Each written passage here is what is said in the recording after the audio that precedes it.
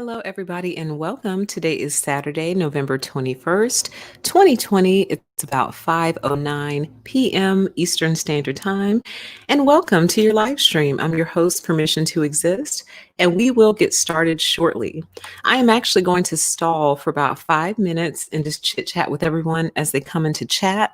So if you're listening to this on playback, look for the timestamp for when the show actually starts. So you don't have to listen to me ramble on if you don't want to. Hi, welcome. What I'll be doing in the meantime is sending out my notification email to everyone on my email notification list. If you are interested in being on that list, just email me at permission2exist@gmail.com and I will be sure to get you added. Now, I've been kind of bad lately. I've been too excited, y'all. I've been too excited. So like when I get too excited, it's like I can't execute on all the details. And I really hate that about myself. I'm trying to change it. But so this is me trying to get back into the swing of things. So welcome everyone as you feel in the room. We'll get started in about 5 minutes, okay? I'm just going to chit chat with you guys while I send this email. What is the name of the stream? This is, don't get me started on remote workers paying a work from home tax. I'm about to go in, y'all. Just give me 1 second. So while I am doing that, see, this is why I try not to do two things at once. I can't do it. I was going to try to talk and type. I'm just going to say link to live stream. I'm just going to say link. Sorry, y'all, to my email folks. I think you'll get it. Let's see. Boom, boom, boom. Yes.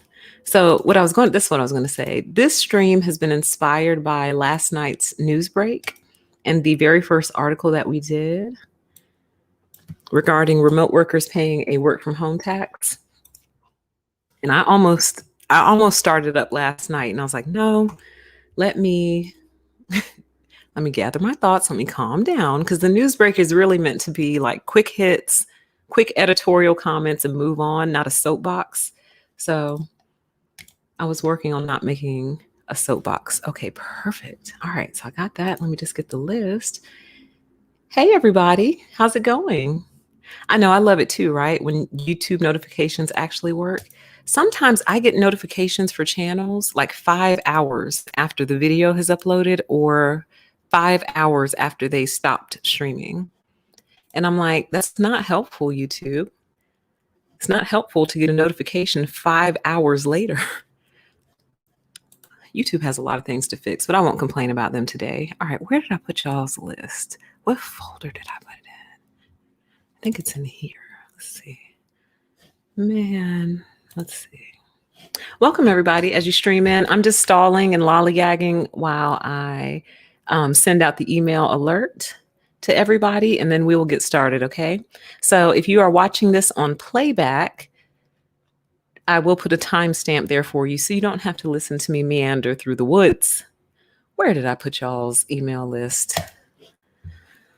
Think, child. Oh, it's in here. I was going to do a tweet earlier today that said some people want to be rich. Some people want to be famous. I just want to be organized. And that's it, y'all. Like, some people dream of riches. Some people dream of glory. I dream of organization. Like, if I could really get organized the way I want to, I feel like nothing in this world could stop me. Nothing. And I really mean that. So it's like some people want the money. The money wouldn't hurt. But here's the whole thing. If you have money, but you're not organized, I promise you're not going to enjoy your money. You're not. I can almost guarantee it. Because it's almost, I swear, it's like organization is the first thing. It's the first thing.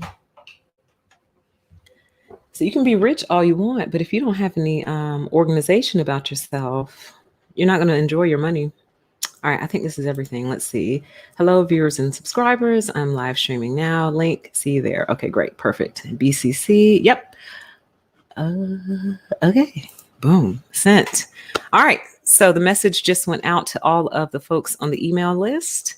So they should be getting that shortly. Then, of course, I have to go double check to make sure I really did what I meant to just do. And I did.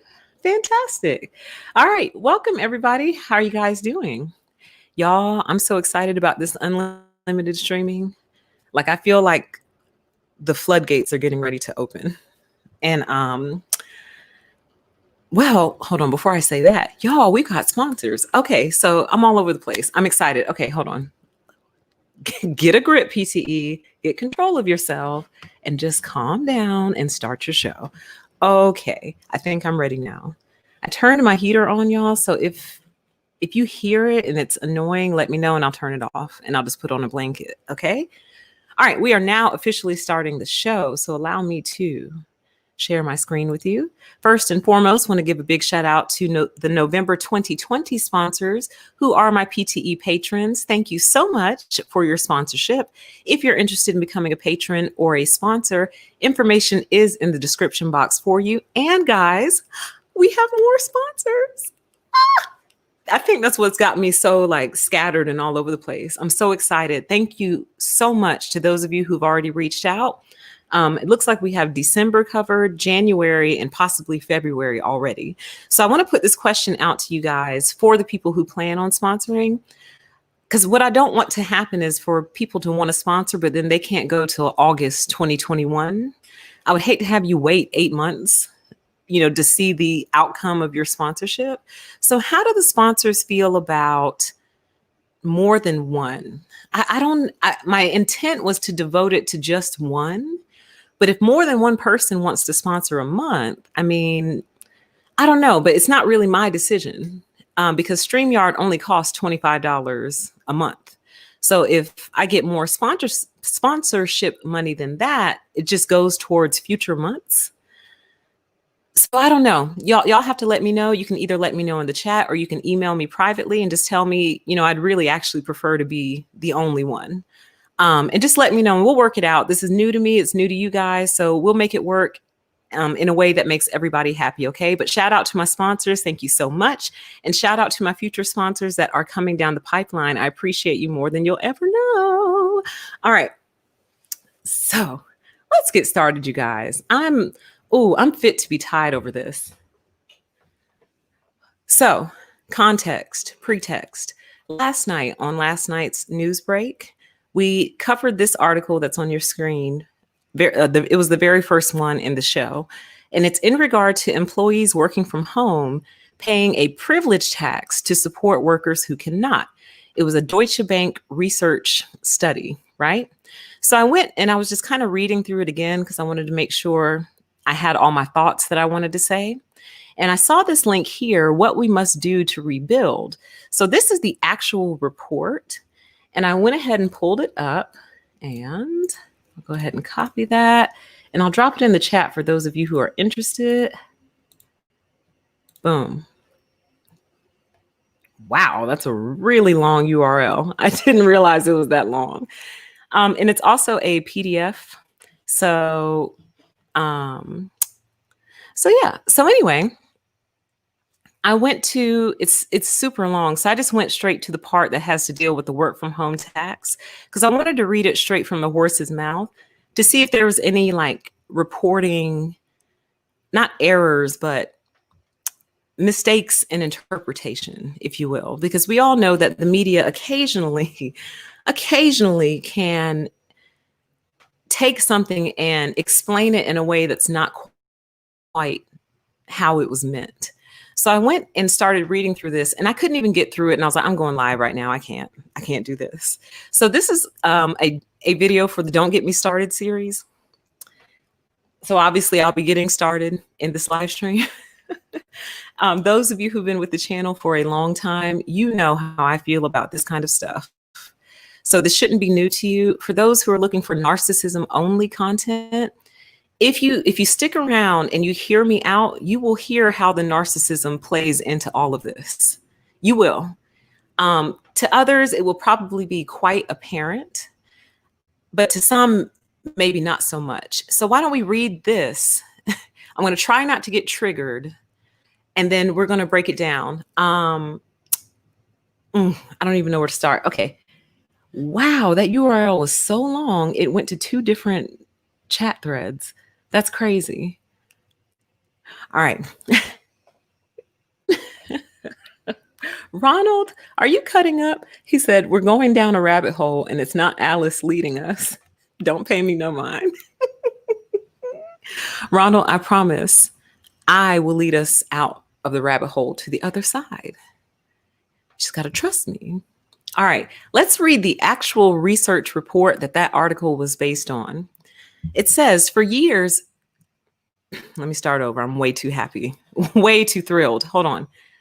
For years, we have needed a tax on remote workers. COVID has just made it obvious. Quite simply, our economic system is not set up to cope with people who can disconnect themselves from face-to-face society. I'm trying not to get triggered, y'all. Those who can work from home receive direct and indirect financial benefits, and they should be taxed in order to smooth the transition process for those who have been suddenly displaced. The popularity of work from home was growing even before the pandemic. Between 2005 and 2018, internet technology fueled a 173% increase in the number of Americans who regularly worked from home. It is true that the overall proportion of people working from home before the pandemic was still small at 5.4% based on census data, but the growth was still way ahead of the growth in the overall workforce. COVID has turbocharged that growth. During the pandemic, the proportion of Americans who work from home increased tenfold to 56%, a little more than half. In the UK, there was a 7-fold increase to 47%. Many of these people will continue to work remotely for some time. Indeed, 2/3 of organizations say that at least 3/4 of their staff can work from home effectively, according to S&P Global Markets. Meanwhile, a DB survey shows that after the pandemic has passed, more than half of people who tried out work from home want to continue it permanently for between 2 and 3 days a week. Yeah, we wanted to do it before the pandemic. Y'all wouldn't let us. It took something like this. Not yet, PTE, just chill out. The sudden shift to work from home means that for the first time in history, a big chunk of people have disconnected themselves from the face-to-face world, yet are still leading a full economic life. That means remote workers are contributing less to the infrastructure of the economy while still receiving its benefits. That's a big problem for the economy, as it has taken decades and centuries to build up the wider business and economic infrastructure that supports face-to-face working. If a great swath of assets lie redundant, the economic malaise will be extended.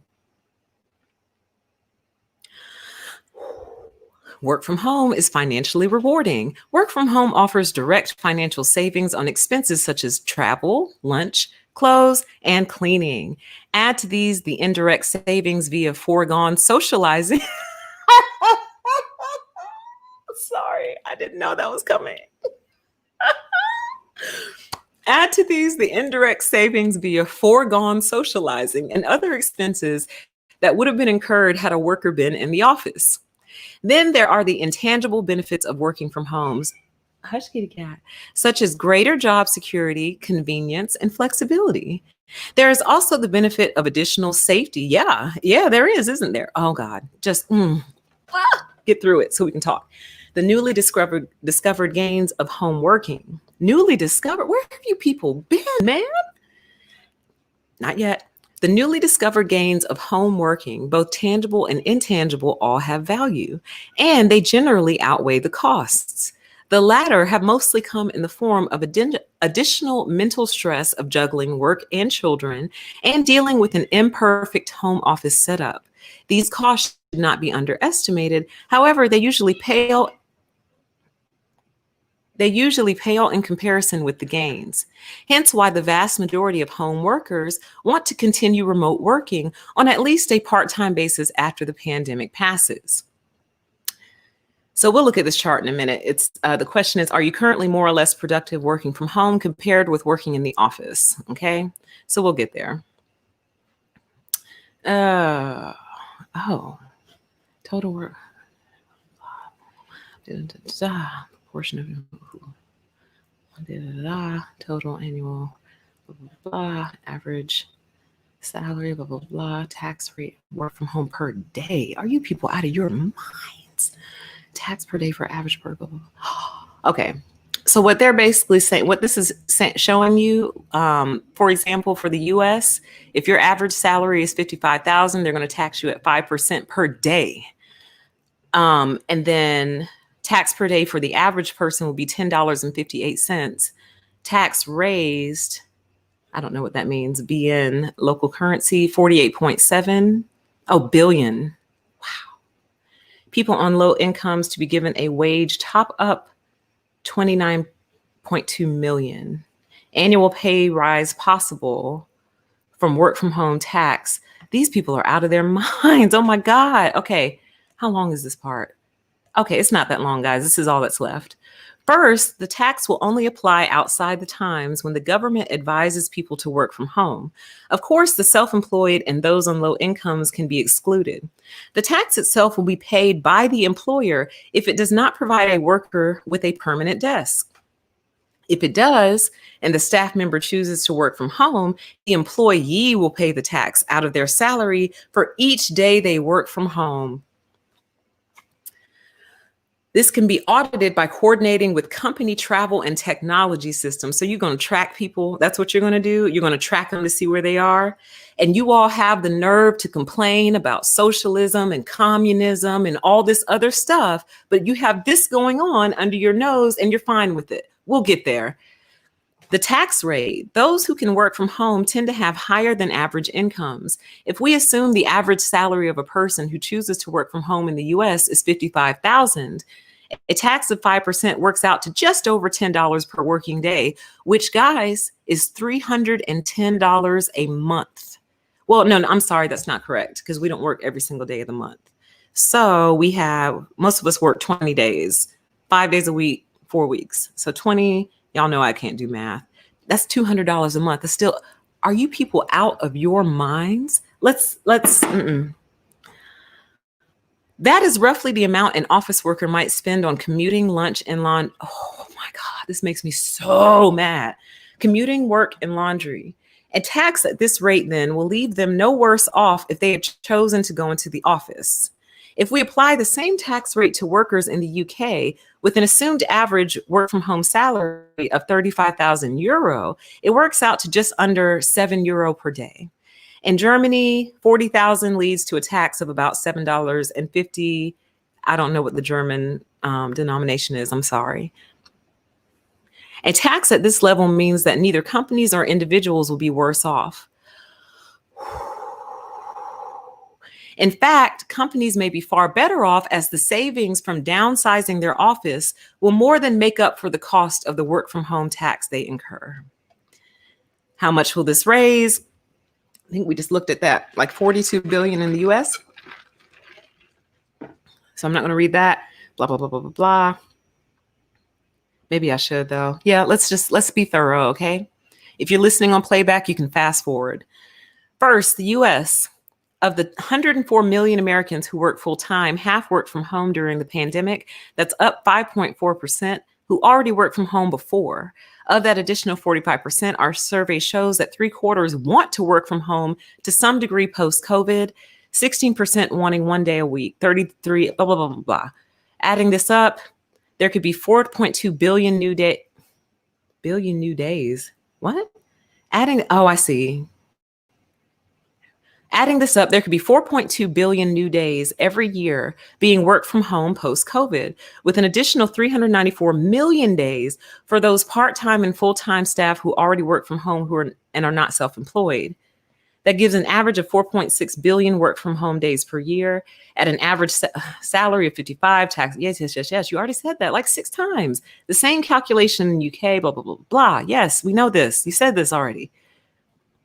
What can the government do with this money? In the US, the 48 billion raise could pay for a $1,500 grant to the 29 million workers who cannot work from home. So you mean to tell me they won't cut you a check directly? They want to scrape off all the other workers and make them pay for their peers. I can't. Blah, blah, blah, blah. Under 30,000 a year, excluding those who earn tips. Many of these people are those who assume the health risk of working during the pandemic and are far more essential than their wage level suggests. Well, then pay them more. If they're more essential than their wage level suggests, pay them more. That's the problem. What good is the money going to do? If the issue is death, if the risk is death, then what good is $1,500 going to do if I'm dead? Let me just finish so I can go off. Blah, blah, blah, blah, blah. Similarly, in Germany, the 15.9 billion raised could fund a 1,500 grant to the bottom 12% of people. You see how they don't want to do what they're supposed to do as a government? They want you to do it. The people in the country who have a standard of living equivalent. I'm too irritated to finish this. Blah blah blah. Of course, the exact amount of the grant could be based on an asymmetric tapering system. Some will argue against the tax. Oh, yes, indeedy. They will say that engagement with the economy is a personal choice. It is. And they should not be penalized for making that decision. They shouldn't. Yet these people should remember that governments have always back-solved taxes to suit the Who wrote this? I need to look into this company to figure out what their leaning is, because this feels very familiar. Consider that in centuries past, when it was socially unpalatable in the UK to introduce an income tax, the government implemented a window tax. As society changed, the window tax was abolished and eventually an income tax was introduced. In the same way as our current society moves toward a state of human disconnection, our tax system must move with it. So how could we do this before we even do healthcare in the US? So you want to tax people for working from home, but you don't want to tax them for healthcare? I'm getting way too ahead of myself. Best of all, a work from home tax does not merely subsidize businesses that have no long-term future. That's not our fault. Not our fault. If, for example, a city center sandwich shop is no longer needed, it does not make sense for the government to support the business in the medium term, but it does make sense to support the mass of people who've been suddenly displaced by forces outside their control. Yeah, do it. You just cut a massive check, billions of dollars to these corporations. Why couldn't you do that for your citizens? You could have done the same thing. You could have cut us all a $10,000 check. $10,000. You could have done easily $10,000 per US citizen instead of giving it to these corporations. Because here's the thing, when you are a corporation and also a citizen, essentially you are double dipping. So when the government cuts your corporation a $10 million check to keep you afloat, then they cut you a $1,200 check because you're a citizen. You just got reimbursed twice, basically. You just got made whole twice. Your company got made whole to the tune of millions of dollars, and you individually got made whole to the tune of $1,200. I apologize. People over a certain dollar amount didn't get the $1,200. But do you kind of see my point, though? Let me keep going. Let me finish so I can regroup and start over. I'm upset. It does make sense to support the mass of people who have been suddenly displaced by forces outside their control. Yes, it does, but not by us. Many will have to take low-paid jobs while they retrain or figure out their next step in life.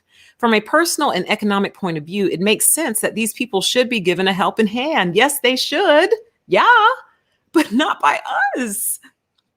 It also makes sense to recognize that essential workers that assume COVID risk for low wages. Well, what good does the money do if they're still assuming the risk? Cutting me a check for $1,500 does nothing if I still have to go out here and assume the risk. Those who are lucky enough to be in a position to disconnect. You see the disconnecting quotes? To disconnect themselves from the face-to-face economy, owe it to them. Y'all, let me mute real quick. I can't.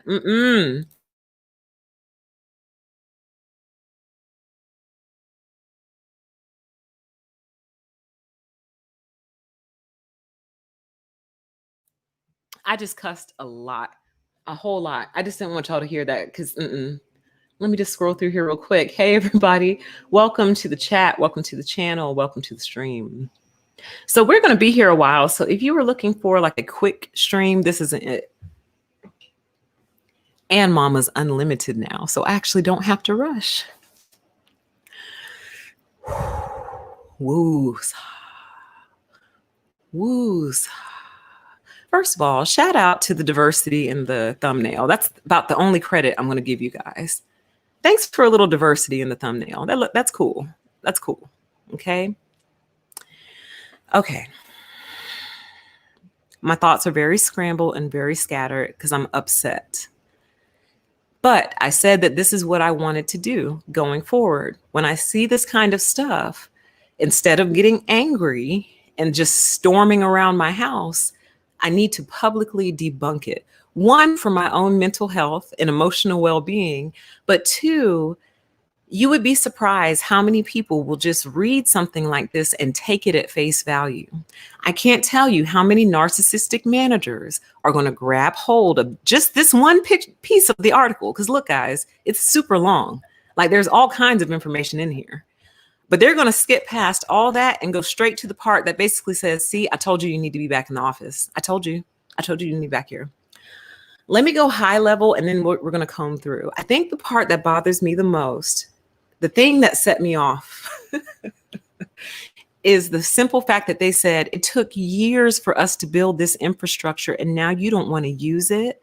Well, you need to pay up because the same money you would have been spending towards the infrastructure, you're getting to save it and keep it now. And we don't like that. So in other words, they feel like this money is owed to them, you guys. They feel entitled to our money. Do you see that? They actually feel entitled to our discretionary income. And I think that is so wild and kind of disgusting that I think I might puke live on air. And if I do, I'm not going to mute. I'm going to puke so you guys can hear it because I'm disgusted. You feel like we owe you our discretionary income. And you know what's interesting? This actually sparks, let me start doing this. I said I was going to do this so I can at least keep on track to where I was. So I was talking, I said, you feel we owe you discretionary income. Okay, so now when I get lost on this thought here, I know where I was. For a couple of months now, I've been intending to do a video or a stream regarding supporting small businesses and shopping local, because I have a certain opinion about this, you guys. And it's probably going to offend and upset quite a few of you guys, but you know what? 'Tis the year for pissing off everybody, I guess. But I want you all to be a little bit stronger. Come on, man. Like, I am not that bad. You know I upset you guys sometimes, but I can't be so bad to where you're like, never again. Slam the door. Like, you've been here all this time. I say one thing that upsets you and you run out the room. Like, stop. Like, chill out. I haven't even begun to offend yet. I'm saving that for 2021. Anyway, no, in all seriousness, here's what I want to say about that, and here's how it relates. I find it irritating when people say shop local, shop local, shop local, shop local, but they don't really understand what our shop local experience has been. I'm trying to think of the item it was. I can't even tell you what it was. And I would make something up, but it'll be a bad analogy. But just know that on one particular Saturday afternoon, I went to Walmart looking for something. I know what it was. It's called blood meal for my garden. Well, not a garden, for my pots, if you will. I have a couple of pots. I'm trying the green thumb thing, trying to regrow some green onions right now. I actually successfully regrew celery and then it died. I don't know what I did wrong, but it was doing great for a long time and then it died. So anyway, we're not here to talk about gardening. I was looking for blood meal because apparently blood meal has a lot of nitrogen in it and it really helps the plants grow. So the first place I went was Home Depot looking for blood meal, no blood meal. Then I went to Walmart's garden center looking for blood meal, no blood meal. Then I went to Lowe's garden center looking for blood meal, no blood meal. So then I called around to a few local arborists, tree people, and I said, do you happen to have blood meal? And they were like, oh no, ma'am, sorry, no blood meal. So I tried to shop local. Okay. let me tell you, here's what irritates me. It's this entitlement issue, you guys, because here's the general mentality behind it. I went through all this trouble to set up this corner store, and you won't come here and spend all your money with me. Now I have all these bills to pay because I set this corner store up for you. And it's like, well, no, you set this corner store up for you, hoping we would come. We don't have to come just because you're there. Like, that's crazy to me. That's crazy to me. People don't have to support me just because I'm there. You see what I mean? Like, it's madness to me. It's like, if you don't come eat at our restaurant, we'll go out of business, and it's your fault for not shopping local. Well, honey, I don't like your menu. Or I tried your menu and the food was disgusting. Disgusting. You know what's worse than no customers? Customers who will try you out once and never return. That's worse. Believe it or not, that's actually worse. Because at least the people who never come could still be potential customers, but the ones who've actually sampled your business and decided never again, that's worse, because that's a customer you've lost forever. So I guess what I'm trying to say is, if you want people to patronize you, you have to offer an experience and products and goods and services that make people want to patronize you. We do not have to patronize you just because you're there. Just because you're there. Just because you opened it. Okay, that was your decision. What you selling out that little, what are you selling out of this little shop? Is it any good? Are the shelves cluttered and jumbled? Or can I walk in here and actually feel like I'm shopping in a store that somebody cares about? Will you have what I'm looking for? So I stopped this for a while, but I'm actually going to start again. I used to be a really heavy coupon clipper. And the thing about when you clip coupons, paper clip coupons, you often see what products are coming because the companies start advertising the products basically through the coupons. Like, hey, try this new lotion, try this new body wash, try this new whatever, right? And then you get all pumped up and excited, like, yes, oh, I get to go try this new body wash. You go all the way to your local store, your local grocery store, you go to the health and beauty aisle, and they don't have it. They don't have it. So don't come at us, the consumer, with your sob story and with your hands out crying because we don't patronize you and support you. Oh God, I'm so mad right now. Because these are the same people who are like, welfare, social support, get a job. But then when people don't come to your business, why don't you support local businesses? Support local. I set up this restaurant for you and you won't come support my business. And I'm like, yeah, but your food is gross. My food is not gross. Okay. And you just walk off and you never come back. You see what I mean?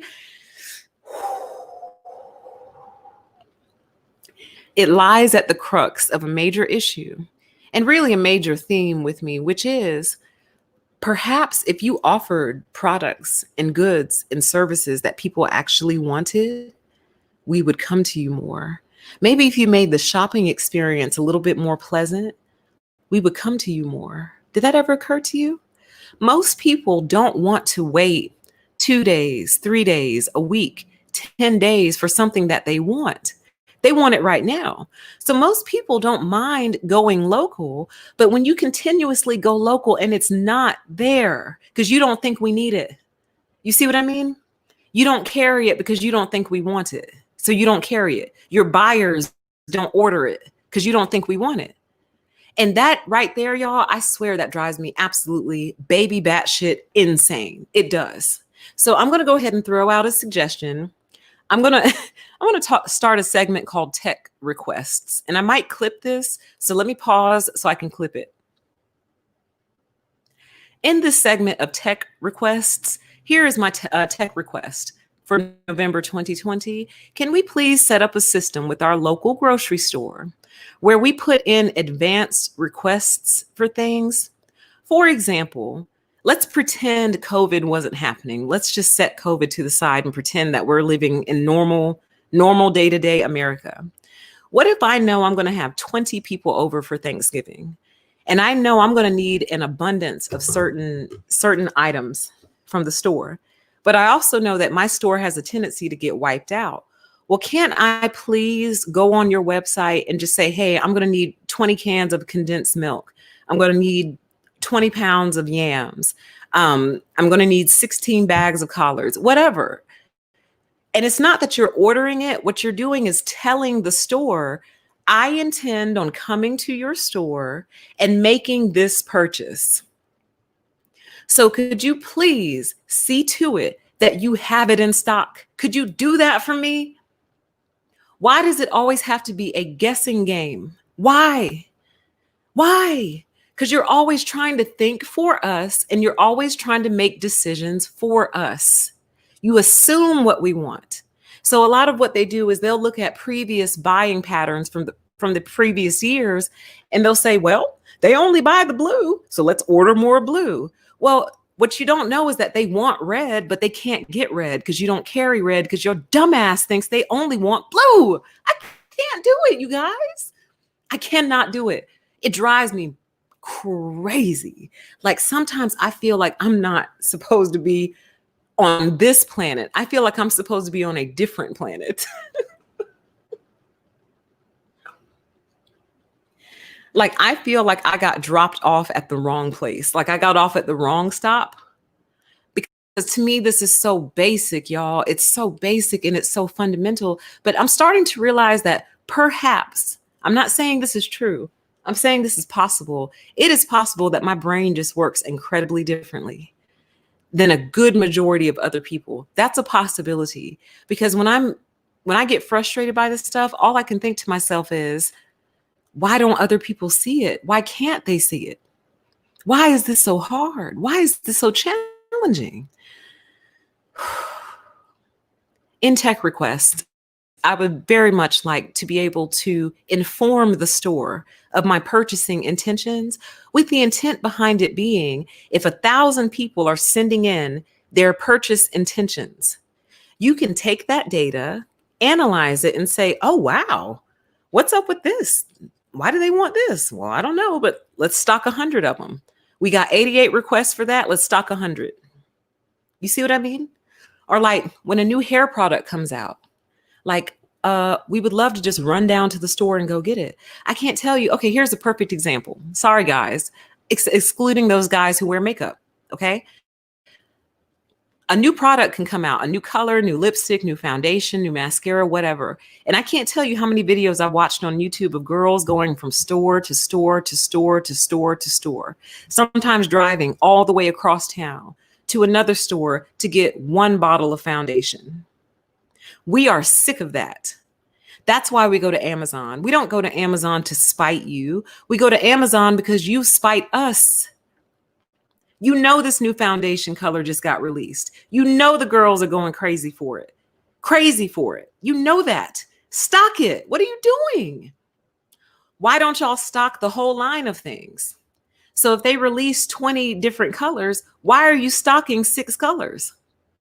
That's why we don't come to you. You think we don't come to you because we're lazy and spoiled and we just want to order things online and have them delivered to us. Are there people like that? Yes, of course.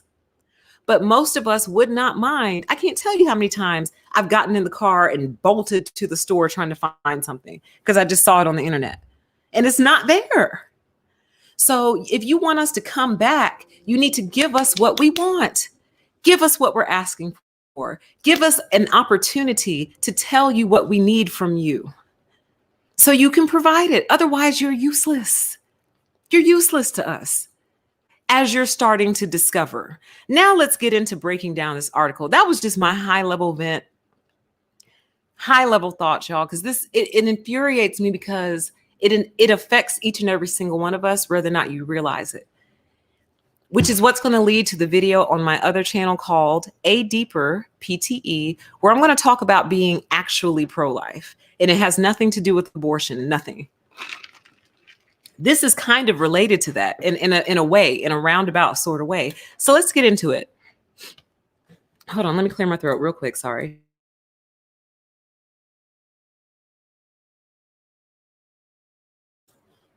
Yes, and hair products. A new shampoo and conditioner will come out. You dart to Walmart or wherever trying to grab it, and it's not there. They don't carry the full line, or they'll carry a shampoo, but not the conditioner. That's what makes me want to kill you, actually. That's what makes me want to body you in the parking lot. You carry the shampoo, but not the conditioner. Why? Because you don't have any hair. That's why. We got a lot of people who have no hair ordering for the people who have hair. Y'all, why did y'all get me started up here today? It's Saturday. I was relaxing. I was chilling. And now I am fit to be tied. Let's break it down. We're going to go paragraph by paragraph. This is going to be a long stream for those of you who like those. And for those of you who don't, wait till the playback and put me on fast forward. Put me on 1.25. So I can sound like a little bird, but I'm speeding through the information. Okay. Welcome, everybody. Thanks for being here. All right. Calm down, PTE. Deliver the message. Debunk slow. Do a slow disemboweling, a soft disemboweling. Here we go. First of all, I don't like how he just comes right out the gate making a statement as if it's true. Hold up. Sorry. I knew I had one more piece of this presentation. Sorry. I wanted to display some comments I saw on the internet that I think will help provide us a lot of context. Now, here's the thing, you guys. This is not a political stream. This first comment that I'm going to show you does mention Republicans and Democrats. And no, it doesn't necessarily paint Republicans in the best light. But the focus of this comment is not Republicans and Democrats, okay? I want you to think of this in terms of narcissists and people who are not narcissists, okay? So don't freak out on me. Don't run out of the room. We're not talking about politics tonight, okay?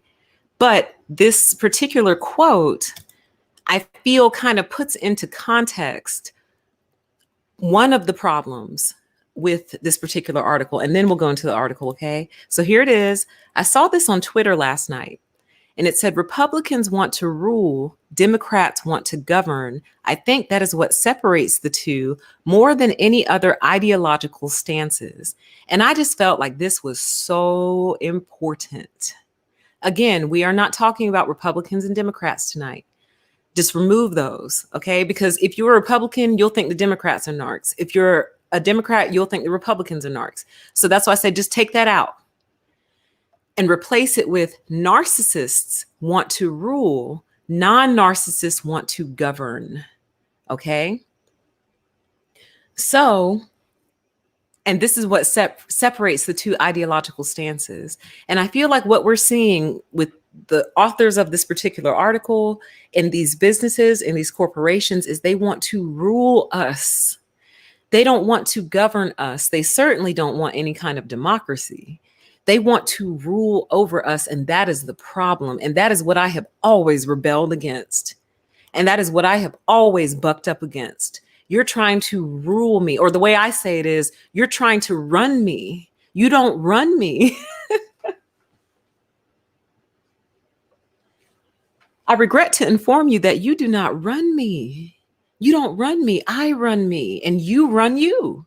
Now, together, we're trying to come here together to work on something together in order to produce a certain outcome, but you don't run me. You don't run me. You don't own me. And I have found that within just a few months of starting a new job, it shifts from, oh, we're so happy you're here, to we are trying to make you our puppy dog. And I'm not your puppy dog. I'm not your puppy dog. I'm not your rag doll. Okay. Now, here's another comment. This comment came from last night's news break. I don't think she'll mind me posting this. I hope not. I don't think she will, though. She's a regular, and I don't think that she would care. I really don't. But this is from Orange Blossom. Shout out to Orange Blossom.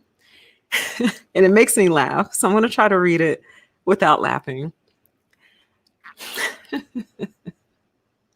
Some of you are so funny. I don't even know if you guys know how funny you are.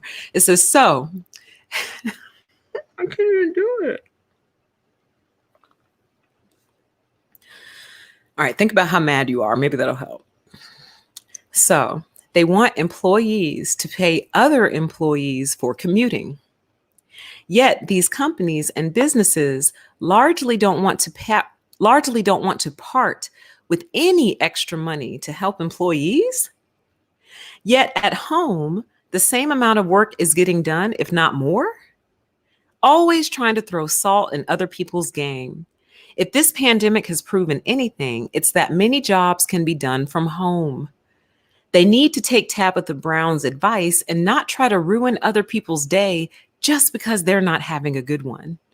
Are they really whining about regular workers not contributing to infrastructure? Yet people who make 5 and 10 times as much don't even pay comparable taxes for that same infrastructure. And I actually responded to this comment and I said, this comment is going to spawn the standalone video. And it did. Because I just think there's so much in here. Like she just nailed it on like point by point. So they want employees to pay for other employees for commuting, not even your peers, not even your coworkers. They want you to pay for people you never even met, commuting for something that they had no control over. And that, I think that's another major point out of this whole live stream, which is it's not like 56% of Americans suddenly decided they wanted to work from home and they just told their employer, you can get mad, sad, whatever, but I'll be working from home from now on. That's not what happened.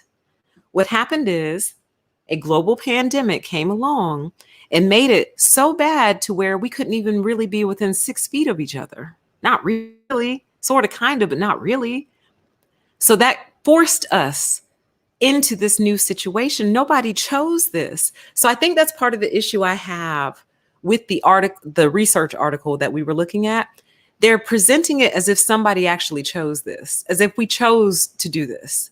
And that's what I meant when I started off last night's stream with, these people are so mad that y'all are working from home. They're acting like you're doing it on purpose, like you're doing it to harm them. And like, I'm telling you, it keeps them up at night. Chill out, pup.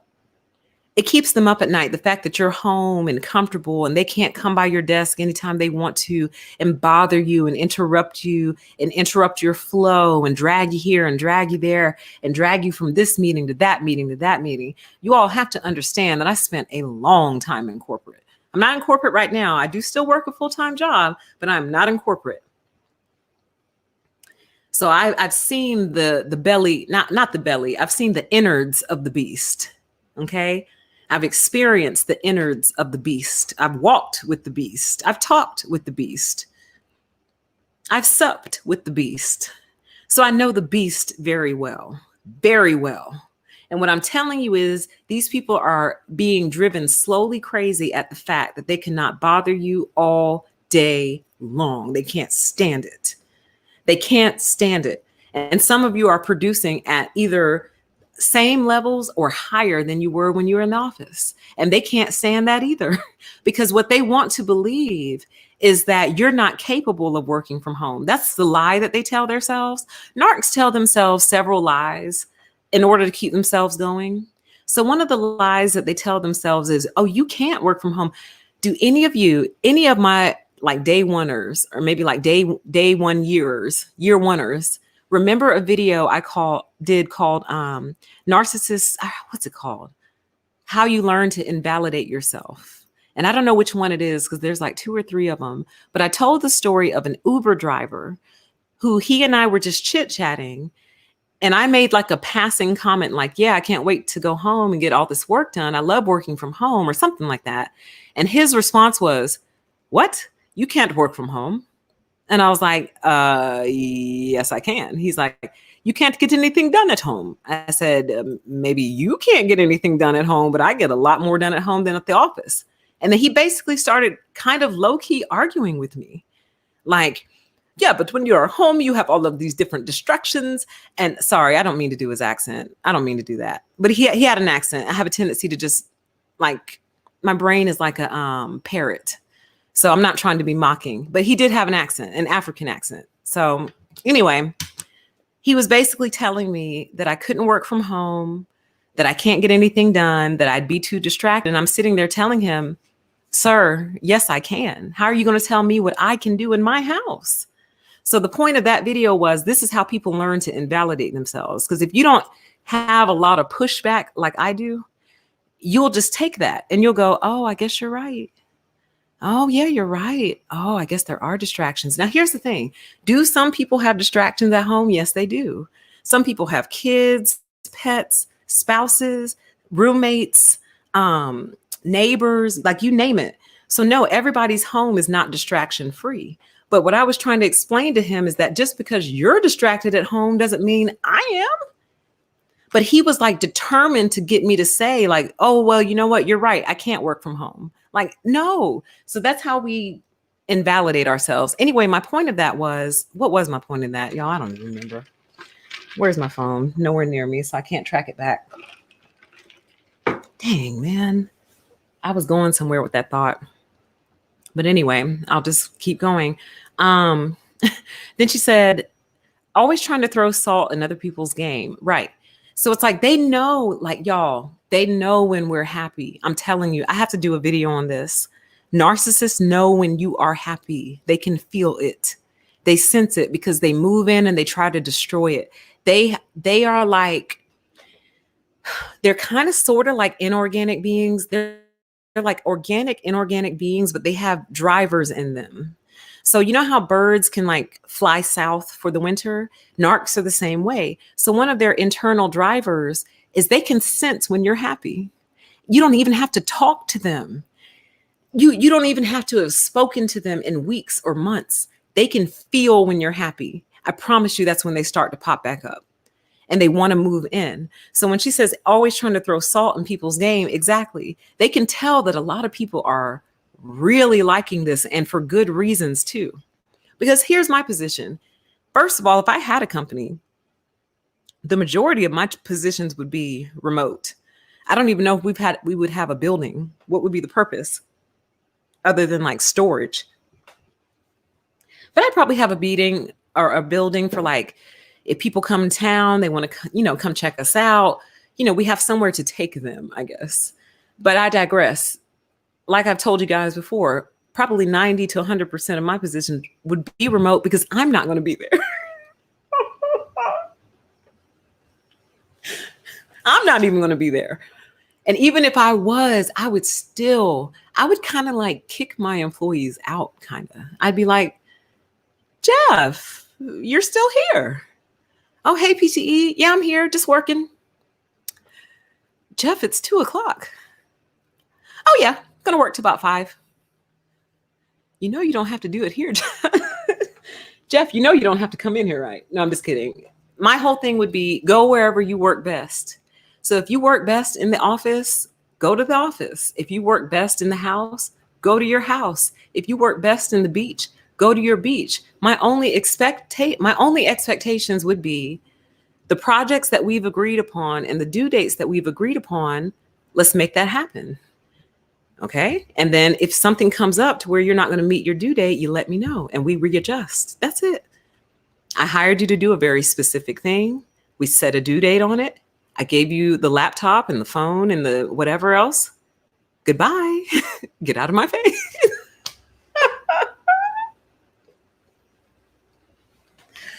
Your friends would be like, did you get a job with PTE? Like, yeah, but we never see her. She's never here.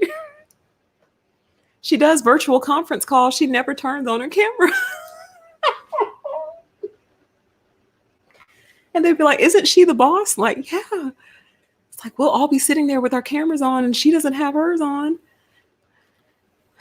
Because I told y'all a million times, you don't have to turn it on, but y'all are still in those old habits. So anyway, let's look at this one too. This comment came through also, you guys. And I thought it was really, really, really good. It says, oh my gosh, narcopaths always invent a way to turn each and every blessing into a curse, right? They always find a way to mess it up. And I saw a comment last night on one of the videos that said, it won't be long before the bosses start paying house calls to their employees. Just popping popping over to talk about a project or something. Won't be long. You know, COVID, no COVID, won't be long before they just start showing up to your house just to make sure that you're there working. I'll be damned. Step on this front porch if you want to. Okay?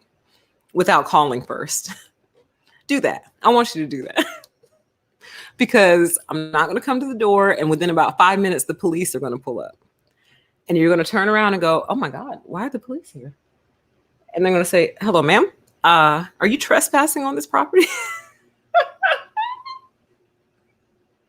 Let me move on. Okay. Let me finally go back to the article, you guys. I'm sorry. I just wanted to show y'all that because I did intend on actually talking about those things. I just thought they really kind of adequately captured where we are with everything. Okay. So now let's really break the article down and start to do our soft debunking. Okay. Like I said previously, I'm really irritated at how he stated this first sentence as if it's a fact and didn't back it up at all. He said, for years, we have needed a tax on remote workers. COVID has just made it obvious. But why though? Because further down the article, he goes on to say that before the pandemic, only 5.4% of people were working from home. So why did we need to tax them? You just don't like it. Just admit that. Your bias is showing, Luke. And just admit that you hate it. You can't stand it. But let's keep going. Quite simply, our economic system is not set up to cope. I just found this to be so snarky. And so, oh my God, y'all. I'm really trying. I'm sorry. It's just so triggering for me. Quite simply, our economic system is not set up to cope with people who can disconnect themselves from face-to-face society. Well, that's not part of our birth agreement. Part of our birth agreement is not that we're going to be in your face 24/7. I never agreed to be in your face 24/7. Why am I not allowed to have my privacy? Why is privacy such a sin in this world? Why is it such a sin to be private? To keep something to yourself? Anything? You know, why, what is with this new requirement to share every single square inch of yourself with everyone else? What's up with that? What is up with the expectation of that? Because I just take so much umbrage with this. Quite simply, our economic system is not set up to cope with people who can disconnect themselves from face-to-face society.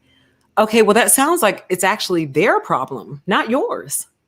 If our economic system is not set up to cope with people who can disconnect from face-to-face society, then that sounds like a them problem, not you. Because then that means that they're going to have a lot of trouble doing things. If you don't like to be around people, but you have to go around people to accomplish certain things, well, you're going to have a lot of trouble. You're going to run into a lot of issues, but that's not the way he's putting it. It's basically like he's saying, we didn't design the society so you could be all by yourself and be all independent. You need to come be dependent with us. Come be with us. Cults. Yeah. So basically what he's saying is our economic system is a cult and it was not designed for people who aren't in the cult. That's what he's saying. It's a cult. Those who work from home receive direct and indirect financial benefits. This is true. Those who work from home receive direct and indirect financial benefits. True. And they should be taxed in order to smooth the transition process for those who've been suddenly displaced. False. Because once again, you're making it seem like it's their fault, like they've done something wrong. Like, so basically, you don't like the fact that I'm saving money. So because I'm saving money, you want to find a way to extort and extract that money from me because you feel like you're owed my money. So essentially, he's looking at your local restaurants, your local coffee shops, your, what else is local? Local thrift shop. He's looking at those like a bill for you. That's a bill for you. You need to go pay your bill. Do you understand?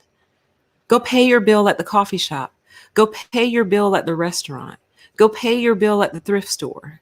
I mean, most of you probably go to the grocery store anyway, but do you get my drift? Like, don't grow your food. In other words, don't grow celery.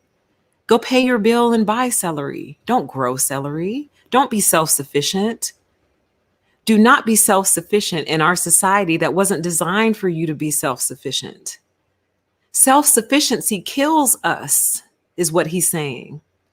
He's saying that the more self-sufficient you are, and the less you engage in your local restaurants, the more you kill them. And I thought I had my teeny tiny violin up here on the counter with me, but maybe I left it in the car because I would have played for you the tiniest little violin solo. Because once again, see, here's the thing. Our society is so freaking weird, man. It's a society built on dependencies and independencies.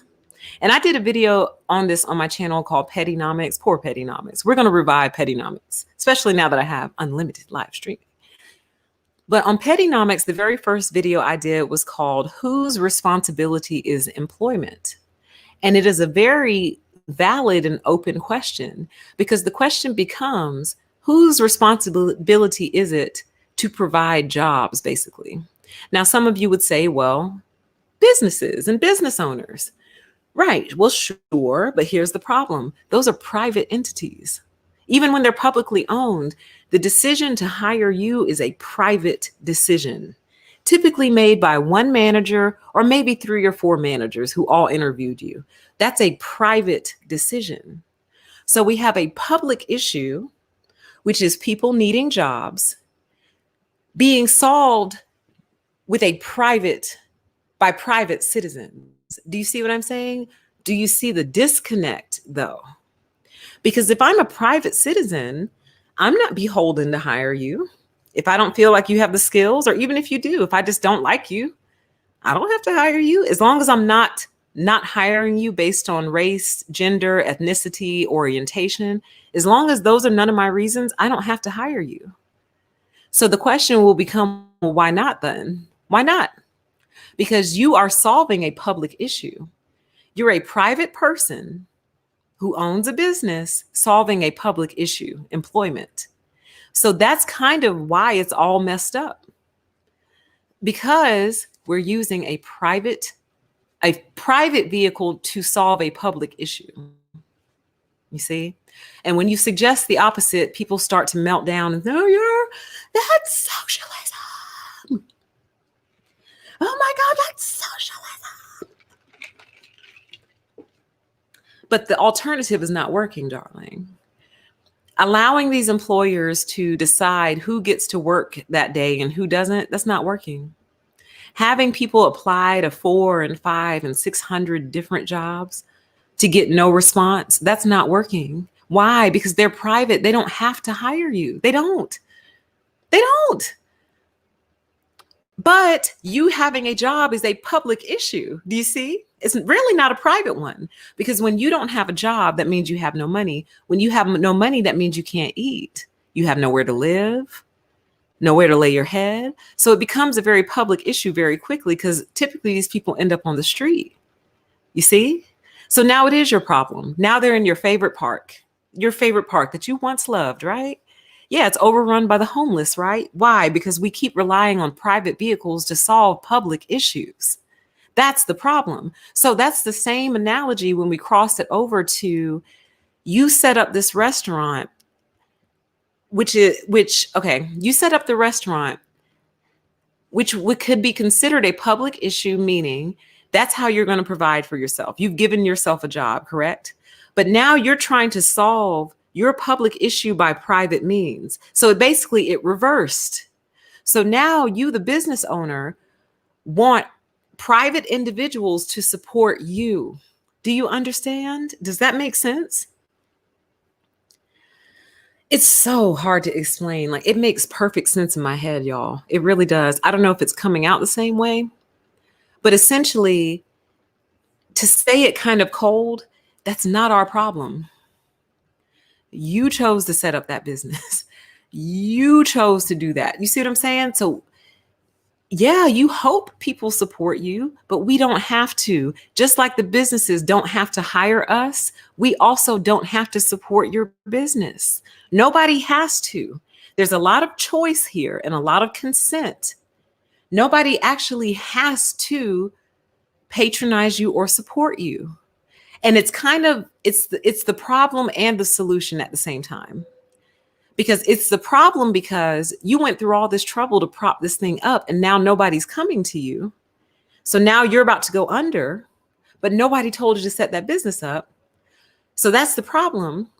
But it's also the solution in that when we recognize that basing our economy, which is a public issue, and making the solution private doesn't work. It doesn't work. It just doesn't work. Oh, I wish I could explain it better than I am. I feel like I'm not doing a good job. I feel like there's a better way to say it, and I'm just not.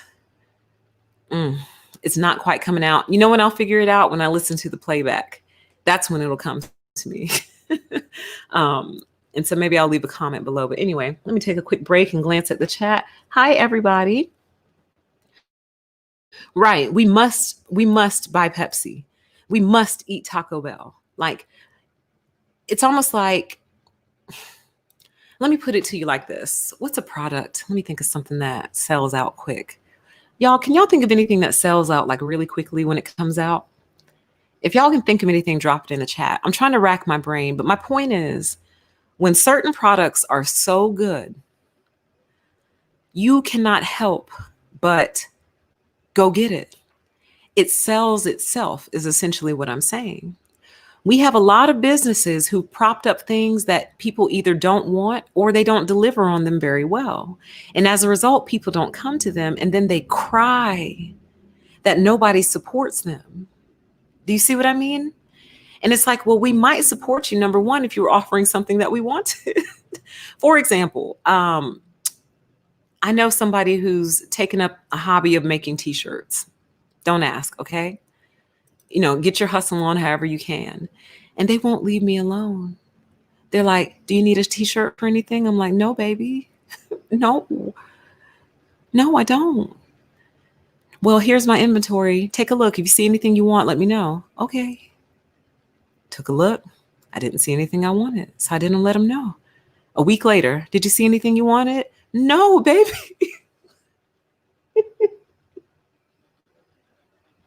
No, baby, I didn't. I'm sorry. Like, it's just something we have to accept. Like, you just have to accept that. You have to take the good with the bad. You know what I mean? Like, you might prop up something that people simply don't want. And then you have to ask yourself, did they even ask for it? Y'all, I've actually gone off and done the other video. I'm sorry. Let me refocus and come back to this article. I just accidentally did a whole nother video, which was the whole small business supporting local businesses, things like that. I did not mean to do that. It says, we feel we owe you. Yeah. Let's get back to the topic at hand. And the way I ended up on that thought trail was the thought of, you feel like we owe you our discretionary income. That's what took us down that rabbit hole just now.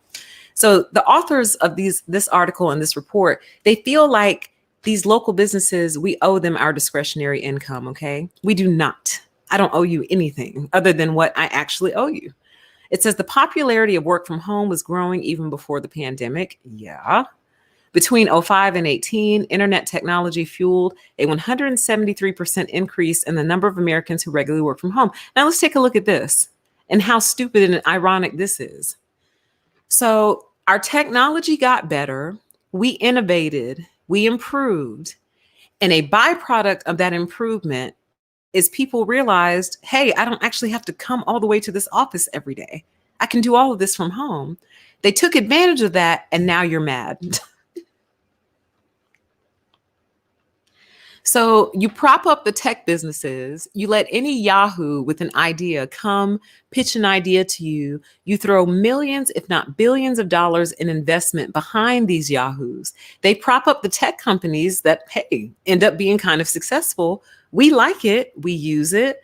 We utilize it, start to apply it, start to make things more efficient, which really is a mark of being truly pro-life. We'll get into that on my other channel. But you start to basically buy back time. So what took an hour before now takes 10 minutes. You're not shortcutting anything. What has happened is technology has made it to where that thing that took an hour now takes 10 minutes. You bought 50 minutes of your life back. So anyway, We innovate on technology. You put millions and millions of dollars behind the tech companies to make this happen. They make it happen. And now you're mad that it's actually working. Technology is actually meant to make our lives easier, guys, not harder. So you're angry that the technology that you paid to bolster up is actually working. Okay. That's like being mad at the post office because they took all the jobs from the horses away. Like, you put all our horse and buggy mail carriers out of business. It's like, well, baby, it was time. We have cars now. We have cars now. So while we're very saddened to see the horse and buggy postman go out of business, we have cars now, babe. Sorry. Go let the horses be free and live horse lives out in a pasture somewhere. Sorry. Like, we're not going to stay behind for you. We're not going to stay in what he called the old economy forever for you to make you feel better. We're not. We are not. We are moving on. We're moving forward. We're not going to lollygag and dwell in the days of old because it makes you feel better. What's their favorite phrase? F your feelings. Your feelings ain't facts, which I found out is a very strong right-wing talking point. I didn't know that. So maybe that's how I ended up accidentally attracting so many. I mean, but it's not entirely untrue, but it's funny because now it's kind of being used against them. But anyway, that's not the point. It's not a political stream, not a political. Come back. Hey, come back in here. Yeah, you come back on in here. This is not a political stream. Anyway, the point is, F your feelings ain't facts. Just because you're sad that the world is changing and we're becoming more efficient and capitalizing on more of our life. We have a limited number of days. So we're learning how to capitalize on our time so we can enjoy the lives that we've been given. And you're mad. Oh, you're mad. It says it's true that the overall proportion of people working from blah, blah, blah. So it's 5.4% before. And now it's 56%. Okay. Which, like, that's what COVID did. Like, why are you mad? Like, they treat COVID as if it's optional. They treat COVID like it's a trend. Like, this new trend with the kids, this COVID thing. Oh my God. Can you believe how it's making them act? Oh my God. Like, they don't want to come into work and they don't want to stand closer than 6 feet and they don't want to gather together. I mean, can you believe the way the kids are acting with this new trend of COVID? Like that, you're treating it like a trend, like it's trendy. Like, hey, this new thing called COVID came along and people were like, yeah, I like that. I dig that. I'm a COVID person now. You see what I mean? Like, they're treating it as if it's something we have control over. In the UK, it increased to 47%. Many of these people will continue to work remotely. You betcha. You better believe they will. Indeed, 2/3 organizations say that at least 3/4 of their staff can work from home effectively. Yeah, because everything is digital and tech now. That's how y'all made it. You put billions of dollars behind Google. You put billions of dollars behind Facebook.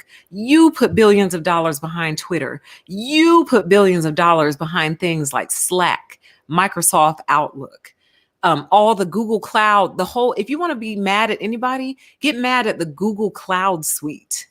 Google Sheets, Google Docs, Google Slides. You know what that enabled us to do?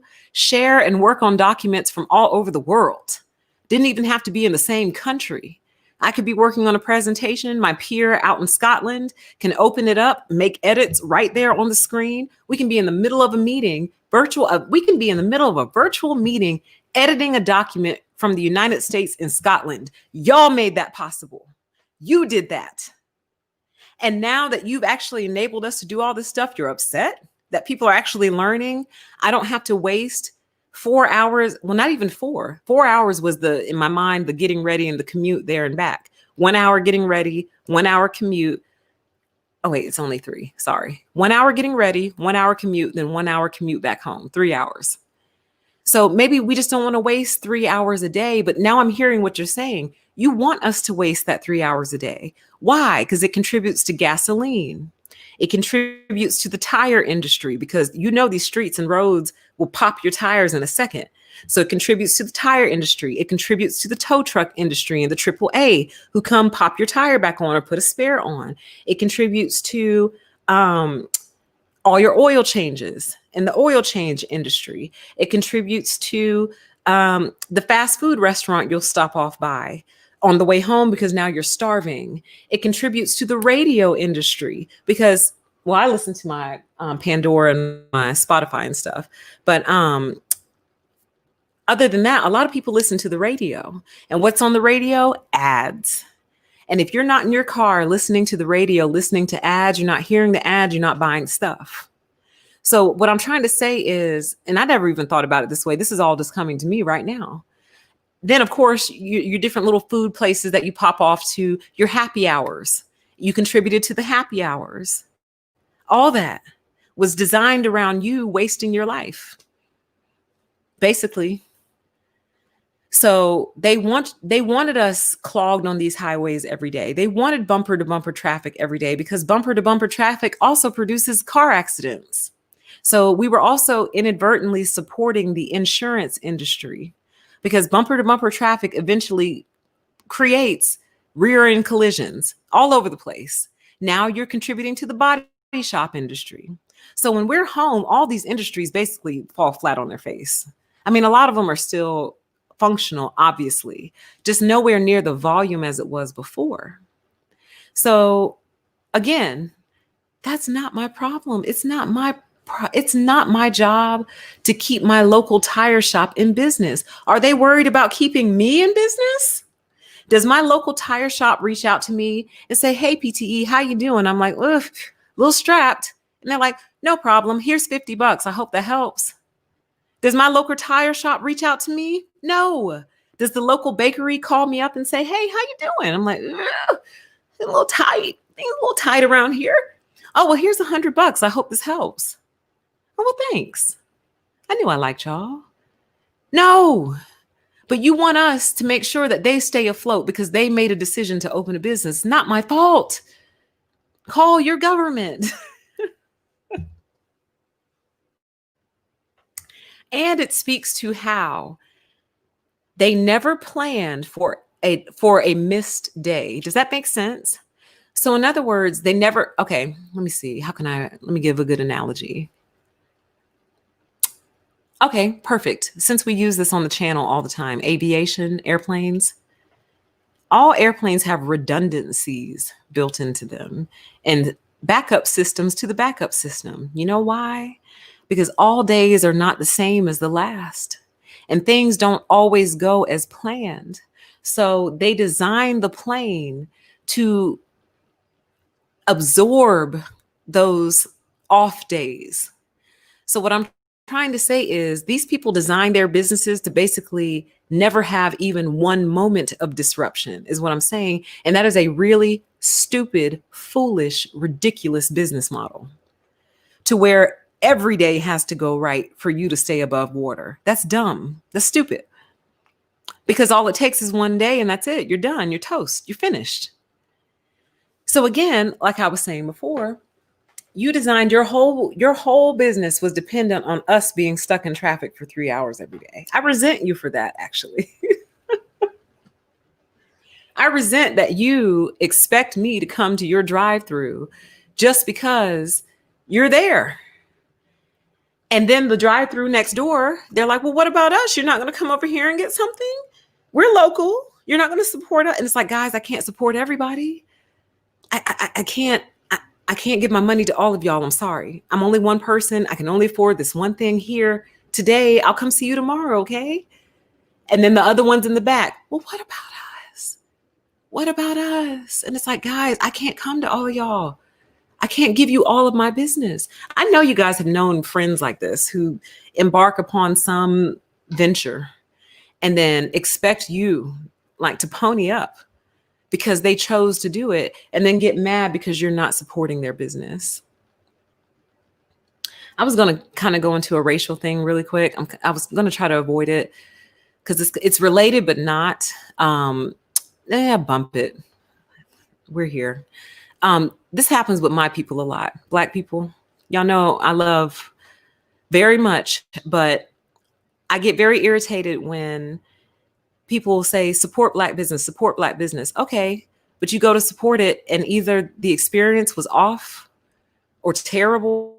And then when you try to give feedback to your Black brother or sister, they rip your head off. So I would love to support Black business, but it's not always the greatest experience in the world. It's not. Now, there's a lot of Black businesses who are killing it and crushing it. I'm not speaking down on Black businesses. I'm saying we are very guilty of this, extremely guilty of this. That's the problem. We don't support each other. We don't support Black businesses. But I know every Black person in this chat has tried to patronize Black businesses before and walked out with a horrible experience.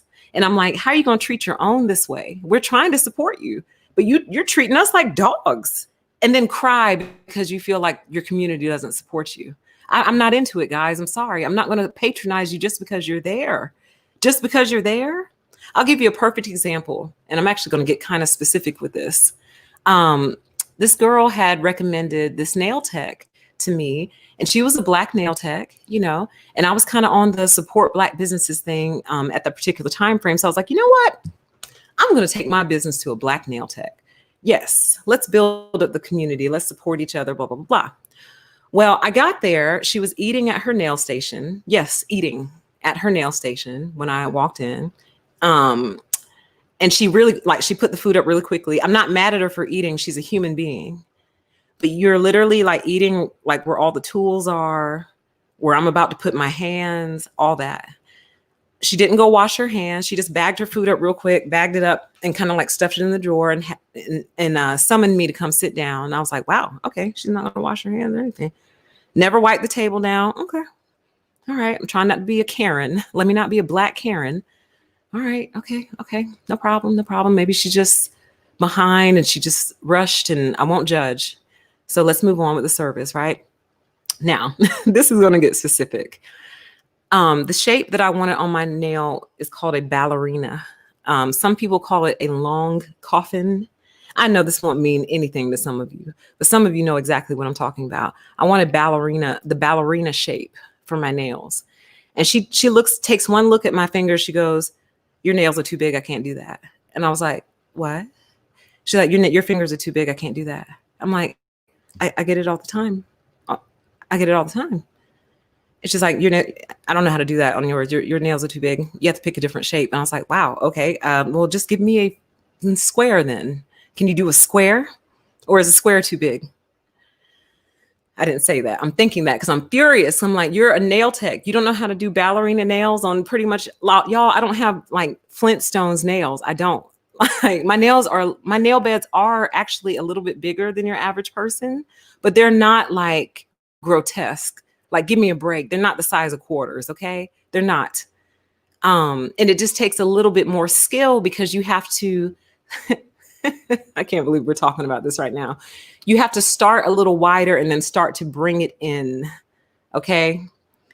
You have to kind of taper it towards the end. So people who have what I would consider to be smaller or normal size nail beds, it's much easier because it's like, you don't really have to build the acrylic.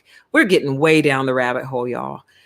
And I'm going somewhere with all of this. But when you have nail beds like mine, you have to kind of build the acrylic to make it work. I've seen it happen. They've done it on my nails a million times. I'm just coming to you because I wanted to support you because you're a Black nail tech. So she told me flat out she couldn't do the ballerina on my nails. They were too big. So I opted for the square. Fine. So I'm sitting there getting my nails done. This is pre-COVID, by the way. This is like a year or two before COVID even hit. Sis sneezed basically right in my face.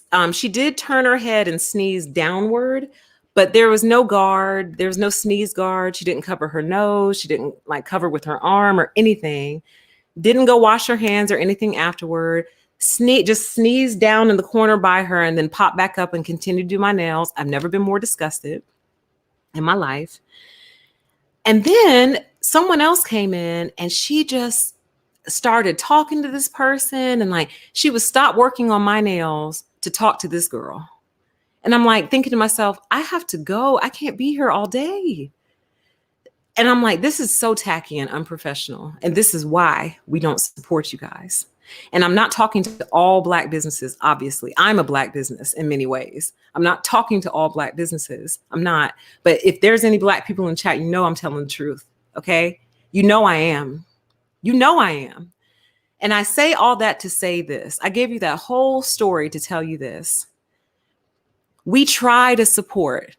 I just brought up the example of Black businesses. We're not talking about Black businesses. We're talking about anything local or small. We try, but oftentimes y'all give us dust to eat when we come and try to support you. You treat us like shit. You treat us like we've done something wrong to you, and all we've done is show up to try to support you. A lot of people have no professionalism whatsoever, no courtesy, no respect, no organization, no order. So it's not that we want to go to the big box businesses. It's that when we come to you in earnest to support your small business, you give us dust to eat and then sit back and cry about people not supporting your small business. I don't get it. I'll never understand. I'll never get it. So I say all that. I don't want to sour. This is why I didn't want to talk about it. But so let me say this to my non-Black listeners. Please don't develop a false sense of Black businesses. Please don't take what I just said and go, well, PTE said all Black businesses suck, so I'm not going to go. Please don't do that. Okay. I'm not intending to stereotype. I'm not trying to sour you. I was just trying to have a heart to heart with my community real quick. Just a quick heart to heart with my community. Please don't let this sour your experience. There are I don't know if it's millions, but there are at least thousands of strong, healthy Black businesses that you can patronize and support and have a great experience. Okay. Please don't judge them. Never mind. Now I'm going to get myself in trouble. I'll just say this. Please don't judge them on them being a Black business and everything that I just said. Please don't. All right. But my Black listeners know I'm telling the truth. They know I'm not lying. They know. They know I'm not lying. Okay. But I don't want to install a stereotype in your head. I don't. Okay. So there's that. So I'm probably in trouble and going to bleed another 300 subs tonight. Whatever. Let's see here. Blah, blah, blah, blah, blah. Okay, yeah. So most people want to keep doing it at least 2 or 3 days a week. And when I worked from an office, that's all I really wanted. What I really wanted was like one day to work from home to basically catch up on all the work that I couldn't do in the office. And I didn't care what day they would have given me. It could have been Monday, Tuesday, Wednesday, Thursday, or Friday. They could have given me any of those. I would have taken any of them just to have one day to catch up on everything I can't get done because I'm here and y'all keep interrupting me and bothering me. So I can't get any work done. And there's a million ill-scheduled meetings throughout the day. So how could you ever even work when your day is broken up? You only get like an hour at a time to work on anything. Anyway, let's see here. Sudden shift. That was a thought, but I forgot where I was going with that. Sudden shift to work from home means that for the first time in history, blah, blah, blah. Oh, wait, I already read that. Sorry. Oh, no, I didn't. Big chunk of people disconnected themselves from the face-to-face world, yet are still leading a full economic life. Is that not accusatory? Doesn't that sound accusatory? Like as if you are taking advantage in some way. You've disconnected from the system, but you're still benefiting from the system. Well, I'm still paying into the system. I'm still paying my rent. I'm still paying my car note. I'm still paying electricity. I do still go to the grocery store. I've severely scaled back my fast food visits, but yeah, I pop in there occasionally still. So I'm still paying in the system. You're acting like I'm not interacting with the system at all. And like, I don't deserve to participate in the system if I'm not going to go put myself in your face every day. So they really resent people who work from home. And now I'm starting to see where the resentment comes from. Before I thought, well, and I still think that it's a control mechanism. Obviously, they want you there so they can stare at you and control you. But now I'm starting to see the other half of the motivation, which is when you work from home, And especially on a large scale, you're not participating in all the other businesses that we probably have stock invested in. You understand? So, for example, one of the businesses I worked in had it was a very small little cafeteria downstairs, but it was cute. And we would go get our little sandwiches or whatever, our little soups. And I loved going down there. It was cute. But I bet you if they're not completely closed, they have to be closed because no one's in the building. So that little business is wiped out. Now, is that their fault? No. So then it becomes, well, what should we do? And that's what kind of leads to the original question. Well, whose responsibility is employment? Because let's say they ran a great little shop. And I thought it was pretty decent. They did very well. And through no fault of their own, AKA COVID, they now have to shut down. Well, that's how they paid their bills, their mortgage, their lights, kids' college. They paid their bills through that shop. So now that their mechanism for paying bills has flatlined through no fault of their own, now what? Now, some simple-minded individuals will say, well, they should have a savings account. They should have savings saved up so they can make sure that when hard times hit, they can float themselves. I don't entirely disagree with you. However, what happens when your 1 year's worth of savings runs out? You saved enough money to literally not have to work for a year. Good job. You were extremely diligent. You and your family or your wife, or maybe just you. You were remarkably diligent. You have a 1-year emergency savings fund. Then COVID hits and you start eating away at your savings fund. So if you had started eating away in February, your fund would almost be finished. You'd only have a couple months left in your savings. Now what? That's my question. Now what? Mr. and Mrs. Pro-Life, now what? Do we just let them starve to death on the street? That's what we do? Oh, I know what you'll say. Oh, they need to make it a top priority to go out and get another job. I can't wait for y'all to be gone off this earth. I'm so serious. We're so tired of y'all. Y'all are holding everything back. Oh, well, they need to make it a top priority to go get another job. Oh, okay. Well, they have kids and the daycare is closed and the schools are all online. Now what? Well, you need to rub two pennies together and make it work. Get out there in the street and go door to door knocking if you have to. And again, therein lies the issue. When we have something as critical as work should not be hard to find. That's the point I'm trying to make. It should be as simple as, well, hey, I tried to go get hired at all these private businesses. I couldn't get a job. So now let me just go onto the government website and get myself a guaranteed job. They're always there. And just like the government car I was talking about a few streams ago, it's not that anyone necessarily wants to work the government job, but it's there. It's available. It's money. Like you can start tomorrow. There's health insurance. The government job I'm talking about is hypothetical, not a real. What I'm saying is basically it would be a job. You could go to a website or call or whatever, tell them what you're good at, what you know how to do, and they place you basically. You don't have to go through this rigmarole, song and dance, tap dance, trying to impress some interviewers who have major egos and narcissism problems. You don't have to go through all that. You're a human being in our society who needs to work. Believe it or not, I'm not against work. See, that's why y'all think I'm a Republican. I'm not. But I'm not against work. I'm not. I'm against abusive work. I'm against work that makes no sense. I'm against wasting time. I'm against exploitation. That's what I'm against. But work? I think work is good for you. I think it just needs to be something that's not exploitative or abusive or mistreating you, and something that compensates you well and fairly and values your time and values your life. That's all. And I do think that's possible. You don't have to build abuse into the system. You really don't. It's not necessary. They just do it because they're sadists. Okay? They like bothering people. They just can't help it.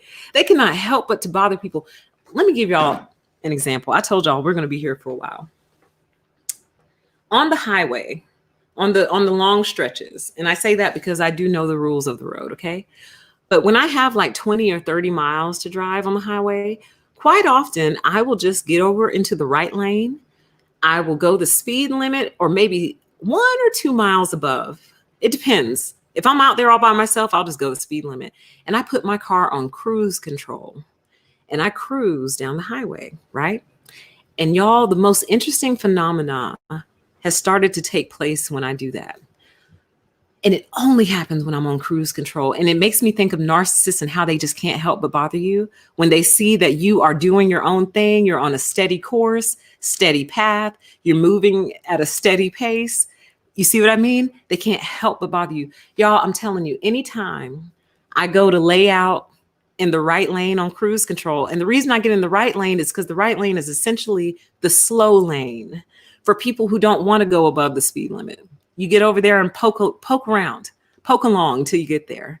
So when I don't feel like flying down the highway, I go poke along in the right lane. I put on cruise control. Y'all, I swear it's something about cruise control brings those demons out. They cannot stand to see you moving along, steady, assured, at a consistent pace, not bothering anyone, just doing your thing. It's almost like she's getting where she's going way too efficiently. And it's like I attract them like magnets. First one will come and then they'll drive, and it's like they drive and like keep up even with me. I think that is so weird. I hate when people do that. Don't drive dead even with me. What are you doing, you weirdo? Keep going. But like they'll literally, like I can see them coming from the back of the highway. Like, so you can see them like maybe a mile back. And I see them approaching, and then it's like right when I get to my car, they like slow down. And it's like, what are you doing? Go on. So then I like to do something called launching. So if I'm going, let's say 70, and one of these weirdos comes up next to me and starts kind of like hob and bob and like attach themselves to me, I'll launch them. And because I'm on cruise control, it's very easy. So once I see that they're tethered to me, I'll let them be tethered for like 60 seconds and then I'll drop it down to 65 and poof, off they go. It's fun. I call it the slingshot. Keep it moving, you weirdo. Part of what I'm trying to accomplish on the highway is I actually don't like to be next to anyone on the highway. So I really don't like to be up on anyone's bumper. I don't like anybody behind me, and I don't like anybody to either side. Now, is that always able to be accomplished? Obviously not. No. Sometimes you're just going to be in traffic. But when the road is kind of wide open, why are we riding right next to each other? That's weird. Please stop. And I will go out of my way to get you to go on about your business. Let me move on, because driving could be a whole nother, don't get me started. I actually might do a stream about driving because there's so much crossover between driving and narcissism, driving and life. So I might have to do that stream to get it out my spirit. Anyway, let's move on. That means remote workers are contributing less to the infrastructure of the economy. Oh, we already did that. Sorry. In other words, they feel like you're taking advantage. But we contribute to the infrastructure too. We pay taxes. You know what I mean? Like, it's not our job to keep your infrastructure afloat. It's not. It should happen naturally as a byproduct of you offering the things that we need. It should be natural. That is a big problem for the economy, as it has taken, oh, where is my little violin? It has taken decades and centuries to build up the wider business and economic infrastructure that supports face-to-face working. So you know what this is like saying to me? This is like telling your 5-year-old over breakfast one morning, now, Susie Q, when you get older, make sure you patronize all the local businesses. And she goes, why, mommy? And you go, well, it took decades and centuries to build it up. And you wouldn't want all those people doing all that hard work for nothing, would you? You wouldn't want all these people who put all this effort and energy investing into all this stuff. You wouldn't want that to go to waste, would you? It's like, well, no.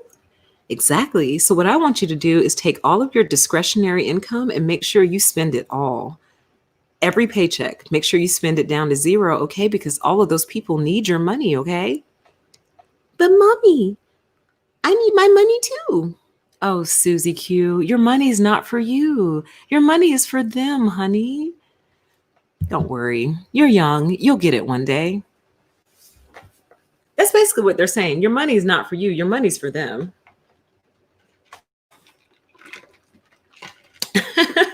It says, the comment says, I love it, PTE. The slingshot technique is awesome. I love slingshotting them. It is the most fun thing to do. And you can only do it on cruise control. And the reason I say I know the rules of the road is because you're not supposed to do cruise control on city streets because it's not safe. You want to have more control in those sudden like start stop moments. But on the highway, that's what cruise control is actually for. So you can just kind of lay out. But I swear it's like they hate it, man. Like when I'm driving normal, people don't do this to me. Normal meaning not on cruise control. But when I put my car on cruise control and I'm minding my own business, got my music on, I'm chilling. Y'all know how I like to be boomed on. My car has no boom though. It makes me sad, but it's okay. The little bit of boom that it has, I work it. So I'm over there getting boomed on, minding my own business on cruise control. And these weirdos just come out of nowhere and like tether themselves to me. One's on the left. Then here's my favorite. One will pass on in the middle lane and then hop over into the right lane and start going slow. I'm like, what the are you doing? And what irritates me is you passed me. I know I'm going 70 because I'm on cruise control. So you passed me at a higher rate of speed, hop over in front of me and slow down. So what does that force me to do? Now I have to get over into the middle lane to pass you. And that's what I mean by these weirdos can't help but bother me when I'm on cruise control and I don't know what it is. It's like they can tell, like she is too assured. It's almost like cruise control is like an assurance, a certainty of self. It's like your car is very certain. It's on pace, it's on track, it knows what it's doing, it has a mission, it's focused. And it's like they can see that focus and they cannot help but come out and swing out and mess with that focus, man. I'm telling y'all, one day, since I kind of low key told y'all what state I live in, I'm not going to tell you how, but some viewers actually now know what state I live in. And somebody guessed it too, by the way. But I'm not going to tell you how. You'll figure it out, maybe. But I low key kind of told y'all what state I lived in. I'm going to, now that y'all know, I might one day set up like a dash cam and show you what I mean so you guys can see that I'm not lying to you. I'm going to set up a dash cam. I'm going to put my car on cruise control and I'm going to show you how these freaks and these weirdos come out of nowhere and like tether themselves to me. Tether. And I have to slingshot them. I'm going to show you all the slingshot one day. One of you figured it out. Somebody guessed it and someone else just knows. Yep. It's out there. It's quite public now, but I'm not going to tell you how. Some of you know. Some of you have seen it. Anyway, I don't know. There's something lifting off me to where I'm no longer feeling quite as guarded, I guess you could say. I don't know. I feel like I'm in a different energy field. It's hard to explain. But anyway, So anyway, blah, blah, blah, blah, blah. If a great swath of assets lie redundant, the economic melees will be extended. Oh, listen, again, it's not our fault. And here's the thing. Who built the redundant asset? You did. Nobody told you to do that. Nobody told you to design things that only had one purpose. Nobody told you to do that. Nobody told you to design things that only literally had one use. And if that one use wasn't being implemented, then there's no need for it. Nobody told you to do that. That's your lack of innovation. So again, and it's not that I don't understand this very poorly put together argument, but again, they're coming at us, the people with all the resources. Hear me out. The people who are building bridges and buildings and skyscrapers are coming at us like, we need help. And my general sentiment is, so do we. Y'all are the ones getting million and billion dollar bailouts, cruise industry getting bailouts, airline industry getting bailouts. Y'all are the ones getting bailouts. We're the ones who need help. It's not our job to prop you up. I just have so much resentment towards that. You're already rich. You're set for life. Your kids are set for life. You want for nothing. You set the rules of life. You design the policies and procedures that make everybody's life miserable, and then have the nerve to whine when your profits just didn't hit where you wanted them to hit that quarter. So hear me on this, y'all. Here's what else irritates me about this country and the economics in general. But like, let's say you turned 10 million in profit last year. After you accounted for all expenses, you made 10 million profit. Then the following year, you make 12 million. Then the following year, you make 8 million. In the business world, that would send off red alarms like, oh my God, what happened? What happened? What happened? Why did we only make 8 million this year? But that 8 million is pure profit. So what I'm trying to say is you don't always have to top the year before. That's part of what's leading us into these situations. You keep trying to outdo profits from the year before, even though you don't have to. Some years will be better than others. Some years you make 10, one year you make 12, next year you make 8. Doesn't necessarily mean anything's wrong. Doesn't mean don't investigate it. But what I'm saying is you don't have to continuously top yourself, even though I know that's the sole reason they're in existence. The sole purpose is to turn a profit and to turn more and more each year. But they try to turn profit on products that aren't changing or improving. On systems that aren't changing or improving. If you want to turn profit, I'm telling you, people love to part with their money when the product is good. If you offer people something good, literally, they will line up outside of your store to get it. Like they will get into physical fistfights to get whatever it is you're offering if it's that good. Okay?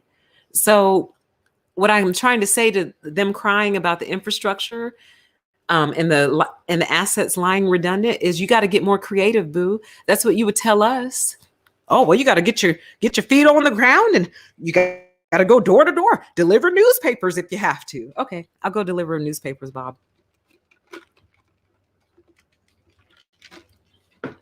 That's exactly what I'll do. I'll go dig my bicycle out of my garage and go deliver newspapers. Like, when you hear struggle stories, and you may even have a struggle story. I feel like my whole life is a struggle story, but that's a different story. But you know how you hear the struggle stories and people are like, I love my mom or I love my dad because, when we were little, she worked 5 jobs and went to school to support us and take care of us. See, I'm not turned on by that. Let me tell you why. Because she shouldn't have to work 5 jobs to take care of you and herself and the family. That's madness. That means one of the jobs, no. That means all 5 of the jobs aren't paying enough. Neither one of those singular jobs is paying enough for her to actually support herself, but she's still trading priceless time. The time she's trading essentially is priceless, but all 5 of the jobs that she worked, none of them are paying her worth the time that she's trading. So that's why I don't find that inspirational. I find it sad that we have a society where people literally have to kill themselves working just to eat. That bothers me. I don't like that. I was thinking about this earlier today. I feel that our society, and I've shared this before, I'll share it again here, should provide for the basics and the luxuries you have to pay for. So that means, I don't want to redo that video, but basically anything that's required for life. If you need it to live, it should be provided to you. If you would die without it, and quickly, relatively quickly, it should be provided to you. Everything else is a luxury. So what do I mean by luxuries? Designer clothes, or even just more expensive clothes, like clothes from Macy's. They're not like great, like amazing, but your government shirt and your government pants certainly aren't Macy's. You see what I'm saying? So your government clothes are not going to be on Macy's level or even JCPenney level, but that's not the intent. The intent is for you not to be naked. We're not going to let you go hungry. We're not going to let you be naked. We're not going to let you roam around on the street. And after that, honey, you're kind of on your own a little bit, meaning like you need to be able to scare up enough money to take the bus. You can scare up 50 cents to take the bus. You can do that. If you want, well, Obama already gave him the phone, so we got your little cell phone covered. But if you want an iPhone, you got to work for that. You got to work for that and save up. You want fancier clothes, you got to work and save up. You don't like your government house, work and save up. You don't like the food the government gives you, work and save up. And that's how you solve that problem. That's how you keep people from falling into abject poverty, and also provide the incentive for them to aim and reach a little bit higher. Because I guarantee you there's tons of people who would take advantage of all of those: government housing, government food, government clothes. And they would use that to kind of settle themselves so they can go get that job, so they can start working to save up the money to get the things they actually want. With the idea behind it being, we know you don't want to live in this little government house forever, but we also don't want you to be on the street. So take this house for now, get your life together. And if you don't want to live here anymore, you don't have to. You can always go buy another house.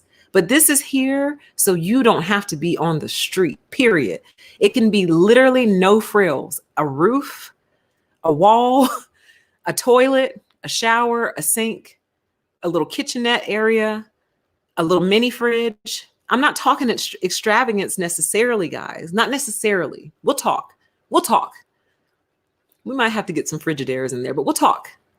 My point is, when someone hits rock bottom, be it their fault or no fault of their own, we as a society should have enough compassion to be like, well, listen, it's not the greatest house in the world, but it's a house. Here are the keys. You know, this is what your taxes pay for. You know, take it. It's yours. Take it for 6 months. Take it for a year if you need it. And then work, resituate yourself, get yourself back on your feet, and then move on. Get a better house. Or like teenagers. Do you know how many teenagers will flee their parents' houses? A lot of teenagers flee. Whether or not you recognize it as flight, it is. They fled their parents' house. You know how many teenagers 18-year-olds would flee once they graduate from high school? That would be the requirement. You have to either get your GED or finish high school, right? We don't want any high schoolers in the houses. Come on now. You have to be an adult. And as soon as they're able to get the house, they would move out of their parents' house with lightning speed. Do you have any idea how many people we could free from abusive situations if we did that? From toxic households and toxic environments and abusive environments, if they had somewhere to go where they don't have to shell out $1,000 a month, $12,000 or $1,200 a month just to keep a roof over their head. And in that process, because you can't keep it forever necessarily. Like there's a time frame, maybe 3 years, maybe. And at the end of that 3 years, you got to figure something out, right? But in that time frame, they're saving up money. Like the smart ones will save up rent as if they're renting. And then when they leave their government house, they'll already have a savings account full of rent money that they can pay for their new apartment with, pay for their new house with. Do you see what I mean? Y'all, don't get me started. That's a whole nother topic. Let's keep going. How much further do we have? We don't have that much more. And then we'll get out of here. I told you this was going to be a long one. This one really struck a nerve with me. Working from home is financially rewarding. Yes, it is. It can be. Although, as people have noted in the chat, other expenses go up over time, like electricity. I don't know if internet goes up over time because internet is relatively unlimited, right? Unless you have to like increase your bandwidth or whatever. What else? Like toilet paper, obviously. Food from home. So yeah, you do have some expenses at home, but honey, most of the people I know would gladly take it. Now, these companies are sorry as hell. These companies need to be footing the bill for the internet because they already were. You already were footing the bill for the internet at your business. So why not fan out, call AT&T, Comcast, whoever, call them directly and cut them a check. Say, hey, 1,000 of my employees are working from home. Pay all of their bills on our account because they're using their internet primarily for us right now. You see what I mean? That's how you maintain class. You whores have no class, man. Class is going out the window. We need to have some educational classes on class. That's how you do things in a classy manner. That's what a class act would do. A class act would say, wow, this pandemic is really forcing us out of this office. Okay, no problem. Hey, listen, guys, you already have your company computers. I know a lot of you are using your own internet, and that makes me feel bad. So, hey, here's either a stipend or I'm going to call the company directly and cut them a check. So you don't have to pay for the internet you're using for work. That's not fair.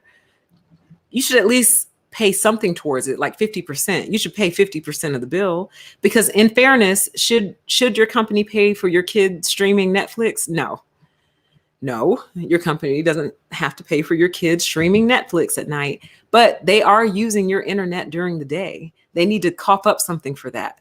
Your company needs to cough that up. not the other workers. Anyway, work from home offers direct financial savings on expenses such as travel, lunch, clothes, and cleaning. True, true, true. Very true. So why don't we have a right to save that? Why can't I save money on that and be happy? Why don't y'all want us to be happy?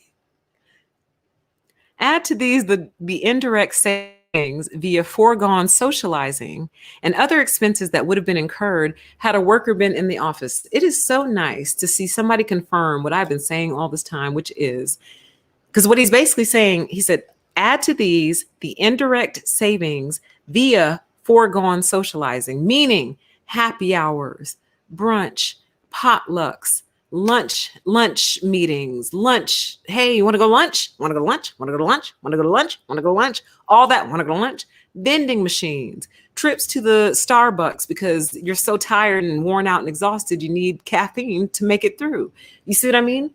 So it's nice to see someone confirm that I knew all that stuff was costing money.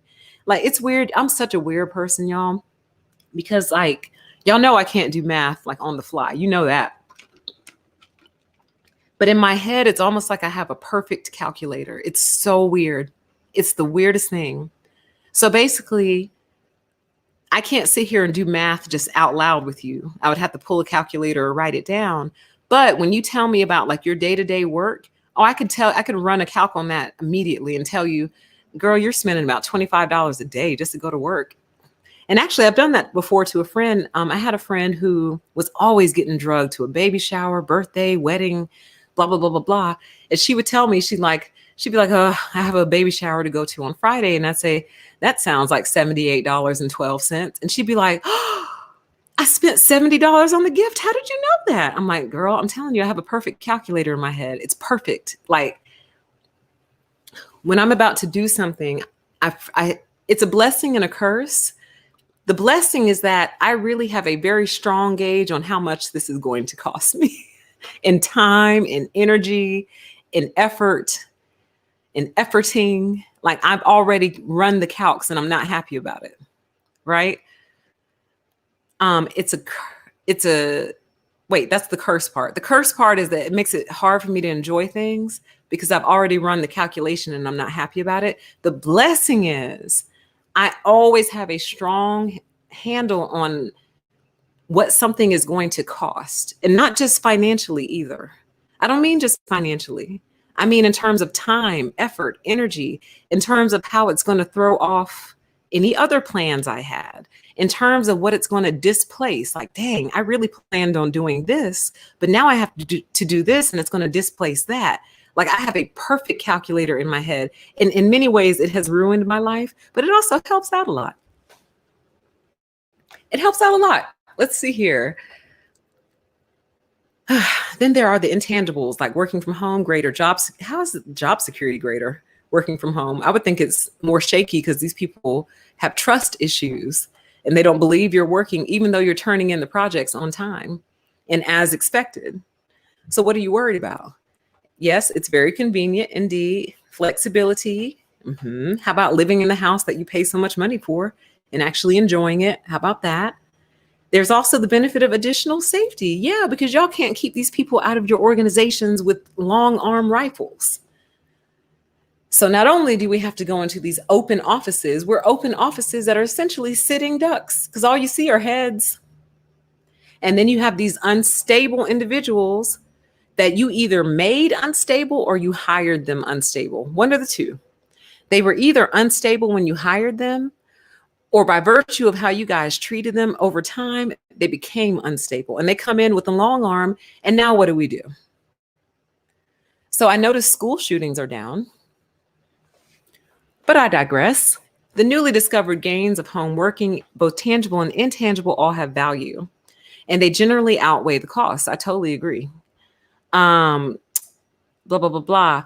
Oh, the latter have mostly come in the form of additional mental stress of juggling work and children, which, yes, that is difficult. Dealing with an imperfect home office setup, right? Like, everyone doesn't have a dining room table, an extra office. Like, some people live in a 1-by-1 apartment, 1 bedroom, 1 bathroom, like with their boyfriend or their husband or wife, and they're both working from home at the same time. Yeah, I could see how that could be challenging. But what's more challenging? Working out of a 1-by-1 apartment with your spouse or roommate, or going to work, catching COVID, and dying. Which one is more challenging? Just asking. I'm just asking for a friend, actually. I'm asking for Ronald. All right, let's see here. Hence why the vast majority of home workers want to continue. Yeah, like when you say hence, you make it sound like no one understood that to begin with. Like we already knew that. We know that. You didn't. You're preaching to the choir right now. Like you literally have to explain everything to these people. This is part of the reason I can't go back into corporate, I don't think, y'all, because I too often have to explain simple things.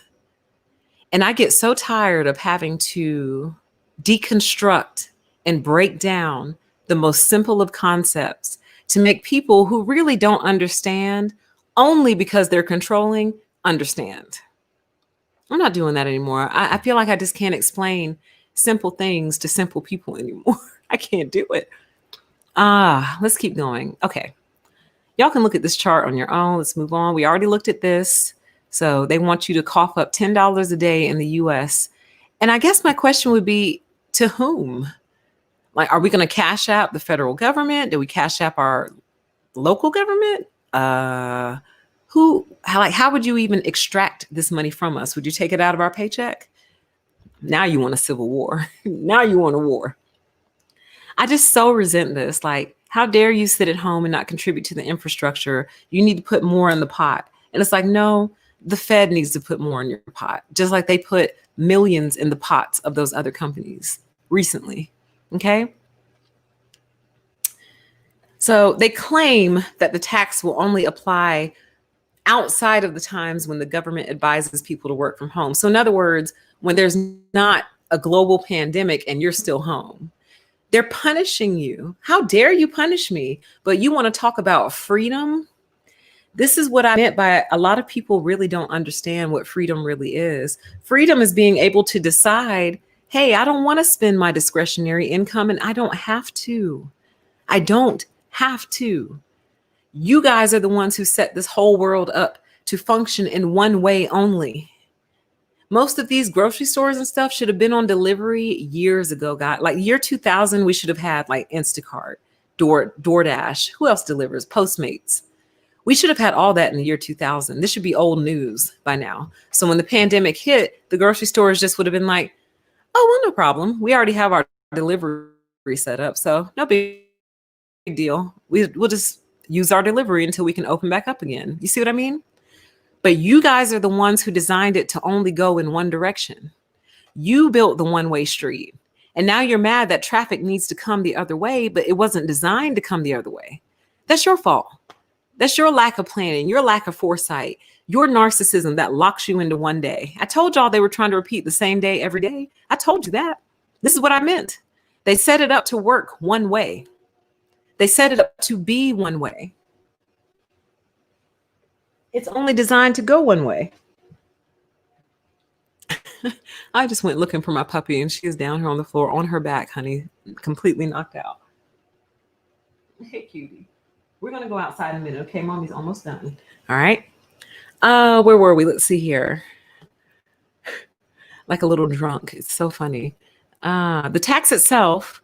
Oh, they're excluding the self-employed and those in low incomes. Well, that's nice. The tax itself will be paid by the employer if it does not provide a worker with a permanent desk. So what this is going to do, guys, is force them, not force. They're going to take this line and interpret it as, well, there, I knew it. I told you work from home doesn't work. I told you. And they're going to make everybody come back to the office. Everybody. And my encouragement to you and my hope in my sincerest of hearts is that you will revolt. Revolt. Freedom as an adult is getting to decide where you spend your day. Okay. Now hear me out. You'll argue and you'll push back and say, but PTE, they're working for someone else. That's their company rules, blah, blah, blah, blah, blah. True. However, what I'm trying to say to you is maybe don't take that job then.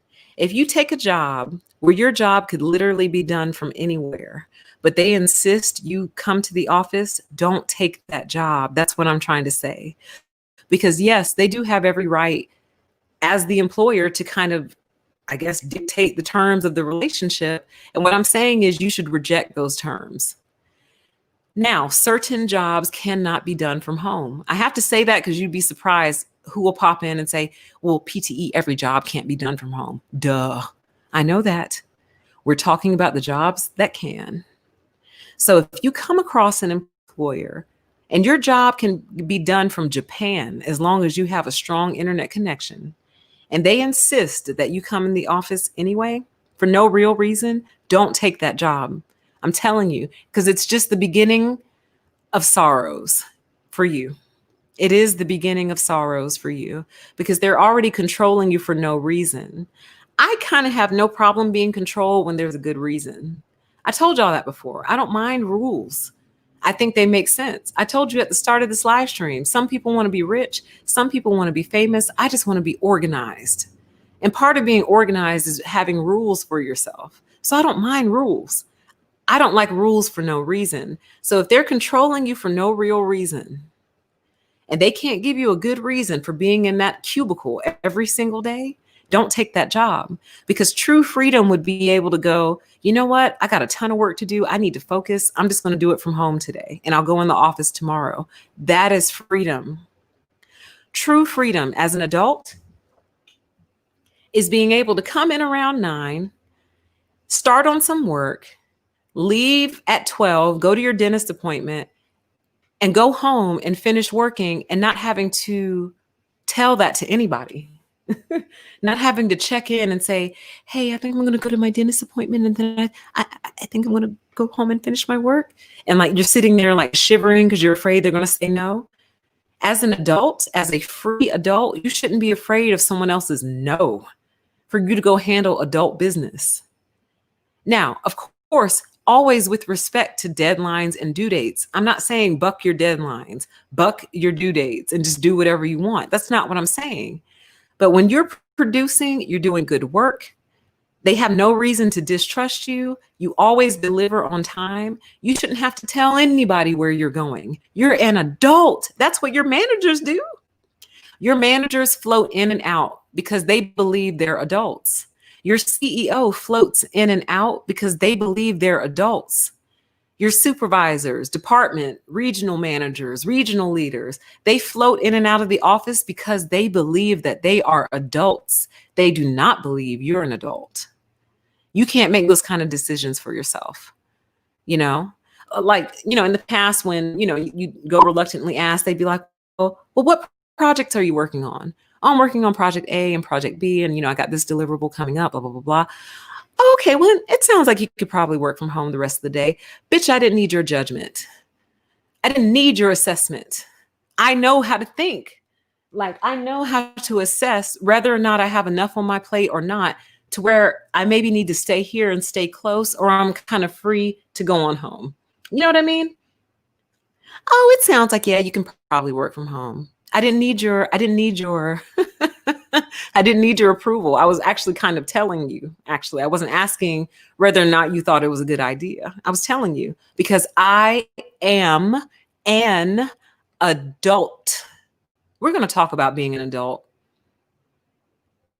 We're going to talk about being an adult in 2021 because I think it's a lost art. We've lost the art of adulthood. We're going to talk about that. Let's see here. If it does offer a permanent desk and the staff member chooses to work from home, the employee will pay the tax out of their salary. Oh, okay. That's how it's coming out. For each day they work from home. And going where? Like being sent where? This can be, calling all my conspiracy theorists. If this doesn't bother you, I can't help you. You're a lost cause. This can be audited by coordinating with company travel and technology systems. In other words, surveillance. Surveillance. You all are always talking about the surveillance state, the police state, the military state, or whatever you call it, deep state. Now, this is deep state. So you mean to tell me if I decide to work from home on any given day of the week, basically you're going to track my movements. So if I don't leave my house in the morning and go to the office that pings on the map, you're going to deduct my paycheck. If y'all don't revolt over this, if these people try this in this country and y'all don't revolt, I'm just going to shut the whole channel down because it's pointless. It's a pointless endeavor. If you all ever allow this to come to the United States of America, I'm done. I'm through. I'm done. I'm hanging it up. There's no hope. You cry about your freedoms being taken away via lockdowns and masks, but you'd probably be okay with this. You'd let them surveil you and surveil your every move to see where you are at any given moment in order to deduct your paycheck. Like, yes, they do. It says the people who can't think for themselves ruin things. Where's my mouse? Let me display that real quick. The people who can't think for themselves ruin things. Yes, they do. Yes, they do, because they tend to group up. And then they all are together not thinking for themselves. And then they make decisions that affect all of us.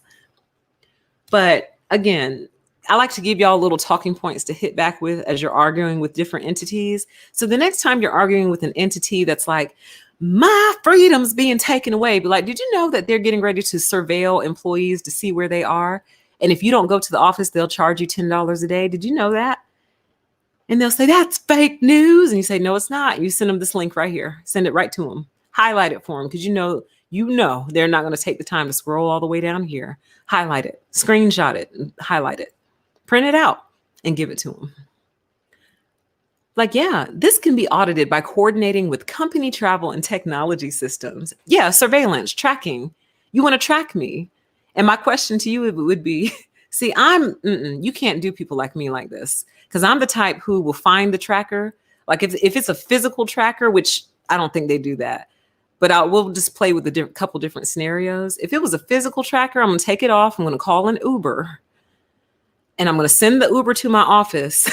And I'm just going to put the tracker on the Uber's car, follow the Uber around all day.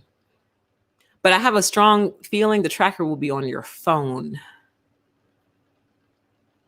They're going to track you via your phone or your laptop. Probably the laptop, because they probably can't legally track your phone unless it's a company phone. Well, look at that. So they're basically suggesting surveillance to see where you are. And then if you go to the office, you don't get charged that day. But if you don't, you get charged that day. Well, if y'all let this happen, I promise you I'm hanging this channel up. I'm done, finished. It's through. There's no hope. Y'all better not let this happen. Let's see here. Blah, blah, blah, blah, blah. I think now he's just going on. Oh, so now they're trying to justify and say the $10 a day is the same amount you'd be spending on commuting, lunch, laundry, etc. No, we'd actually be spending more. So the $10, quote unquote, would be a quote unquote bargain. But here's the problem. Y'all, if you work from home every day of the week, that's $200 a month. For what? That's higher than almost any other tax that you pay. I don't know of any tax that's costing us $200 a month. Not off the top of my head. Is there any tax that's costing us $200 a month other than the ones that already exist? Like your sales tax and stuff? That's madness. So basically any saving, it's almost like these companies don't want to give you an accidental raise because that's what it is. It's an accidental raise. They didn't mean to give you that raise. And now that they've accidentally given you all this extra money, they're trying to find a way to extract it from you under the guise of distributing it to lower income and self-employed people. I don't buy it. I don't believe you, actually. I don't believe that's what you're going to do with that money. I don't. I think you're going to extract it and take it and do something else with it. And what a random group to choose. Like, I think I'm kind of weirded out by how they've honed in on the work from home people. Like they really hate you guys. You got to understand this stuff keeps them up at night. The fact that you are happy working from home. They're like, how can we make this worse? How can we make this more miserable for them? It's almost like they know how to make something suck. They know how to take something. Let me back up. They know exactly what to break to make something suck. So if there's like 100 parts to a system, they know out of those 100 parts to break part number 17 to make the whole thing suck. They do. They're very talented at it. So among their other instincts, among sensing when you're happy and moving in to kind of crush that, they also know exactly what to break to make something suck. Because if they didn't break it, it would be almost perfect. And they know that. They may not know it consciously, but they know it somewhere in the back. It's an instinct. Like a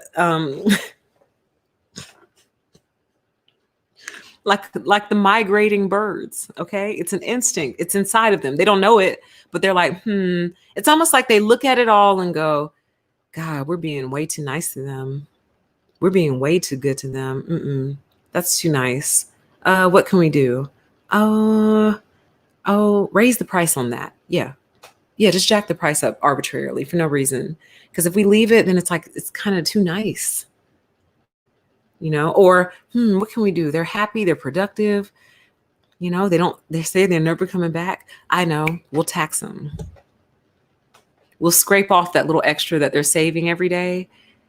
Now here's how I know you're lying. Caught you. You claim that it's going to go to the low income and self-employed, but up here you're crying about infrastructure. You see? You're crying about infrastructure up here, but you claim all the money is going to go to the low income and self-employed people. You're lying. You're sad that your infrastructure is crumbling and not being patronized. That's probably who you're going to send that money to.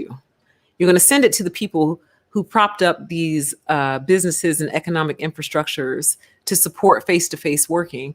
That's who you're going to send it to. You're not going to send it to the workers. Caught you. You're lying. You said this is for low income and self-employed, but yet you lament the fall of the infrastructure. You're lying. Caught you. Gotcha. I knew something didn't sit right, and that's what it is. You're lying. Let's see here. Blah, blah, blah, blah. I love how you just make a statement as if it's fact. How do you know that? It says a tax at this level means that neither companies or individuals will be worse off. You don't know that. That's an absolute statement. You cannot make that statement. You don't know that. You don't know that $10 a day that person is saving might have just pulled them out of poverty. That not having to go buy work clothes, they were able to save that $200 or $300 and pay a bill or catch up on some debt or put it in a savings account. You see what I mean? You cannot make judgments and decisions about my life. You don't know me. So when you say a tax at this level means that neither companies or individuals will be worse off, that's an opinion, darling. That's an opinion. You don't know what dollar amount will tip the boat for somebody.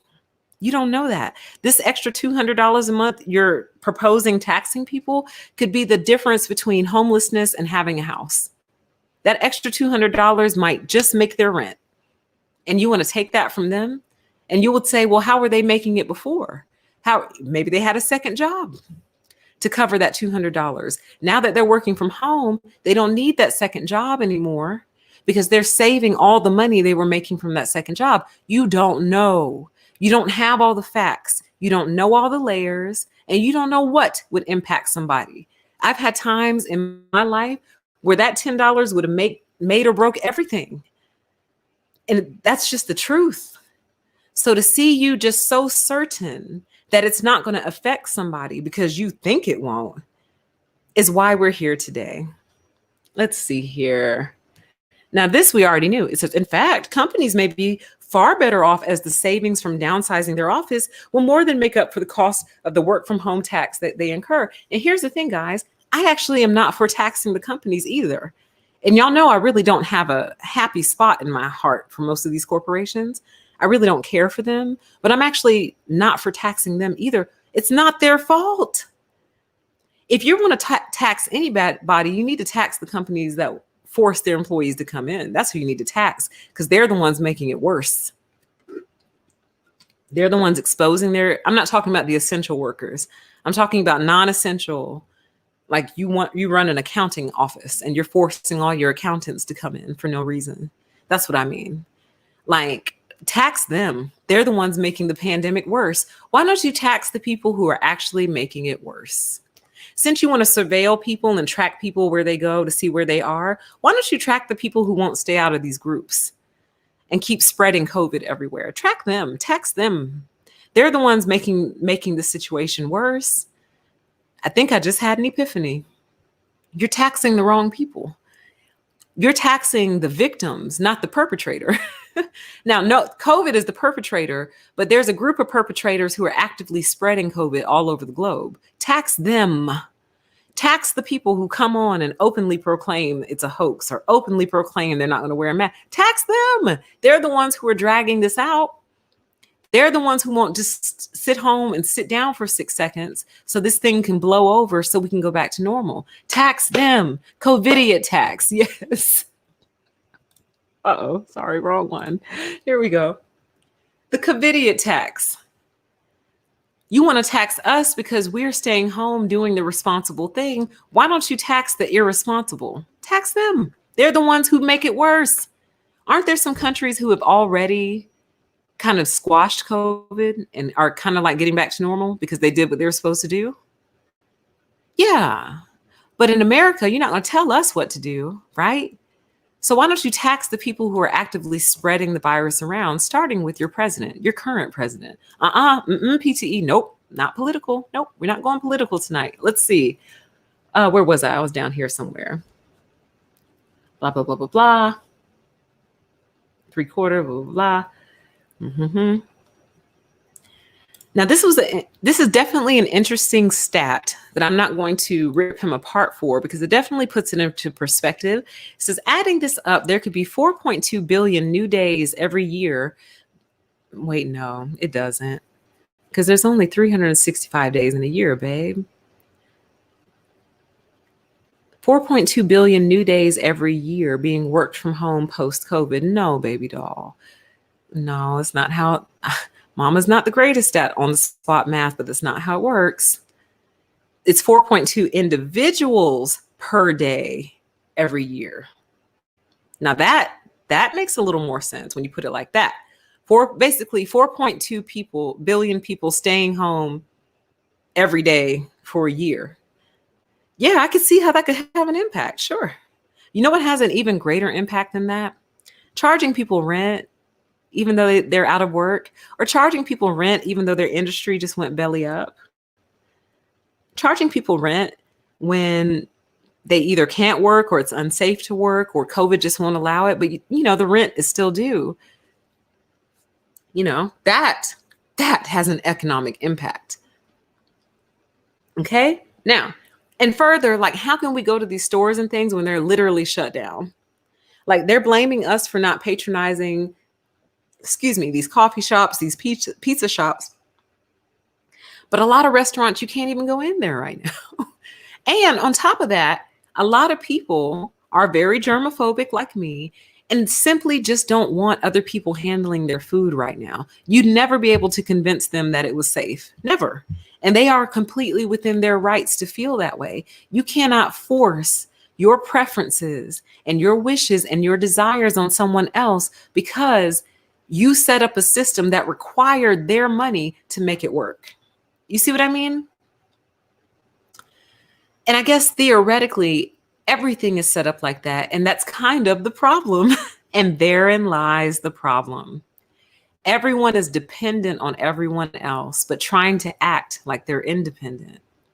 Even your wealthiest business owner is dependent on whatever profit he's making off of whatever goods or services he's selling. So he's dependent on someone else's money. We all kind of are. And so the question becomes, does that make sense still? If you go out and prop up a business and you put your blood, sweat, and tears into it, you're all, and it's successful for 10 years, and then it goes belly up, do you now deserve to starve to death because your source of income has dried up? Like, that's where we are. These are the kinds of questions that we need to be asking. And see, the problem with America is this mindset of, if you fail, it's 100% your fault. But here's the thing. If you fail in a faulty system, you're normal. Like if you go belly up in a system that's literally designed to make you go belly up, if you're not careful, well, then I would call that normal. I would call that an expected outcome. The system isn't designed to work. It's designed to bring failure upon people. And they think that failure is motivational. But what happens is you can slip below a line that you can't recover from. Now, these companies get bailed out when they slip below the line they can't recover from, but they let the people just die, basically. They don't care if you die. And therein lies the problem. All right, let's round this out. Let's see here. I told you guys this was going to send me somewhere. Because I'm so sick of these people. Because in many ways, they've ruined not only my life, but the lives of a lot of people I know, because it's like I've shared with you all many times before, I'm not a lazy person. And when I start a new job, like I'm so bushy-tailed, y'all. I wish I knew how to turn that off, but I'm excited. Like I want to learn, train me, teach me. I'm ready to go, right? So myself and a lot of people I know all have that mindset. Like we're ready to work. Like let's do it. And we were met with just the greatest barrier, like a barrier that you never could have seen coming. Like, of course, people will be a little competitive. You know that. You're not always going to get the management position, but you go out for it anyway. That's not the barrier I'm talking about. The barrier I'm talking about is the barrier. Basically, we could really say the 73 million barrier, but we're not going there. It's not a political stream. The barrier is, hold on. I got you. Got you right here. Boom. Come here. Boom. Again, this is not meant to be political. The barrier lies in the ruling versus the governing. Now that I didn't see coming, because I always thought if I just follow the rules, if I know what the rules are and I follow the rules and I follow them well, I will never get in trouble. I won't have any problems. Like, how can you have problems when you're doing what you're told? Well, the way that you have problems when you're doing what you're told is because you're probably in a kingdom and not a democracy in terms of work. So you accidentally entered a kingdom or a cult, if you will, for your employment. And that's the barrier we didn't see coming. I didn't know I would have to pledge my allegiance in order to have a career. I never planned on pledging my allegiance to any company. The most allegiance you were going to get from me is the allegiance in the form of the work that you hired me for, and probably a couple ideas that'll just spill out of my head that you could go use for free. Like that's my allegiance is delivering on the promise. That's my allegiance, but I'm not pledging my life to you. I'm not marrying you.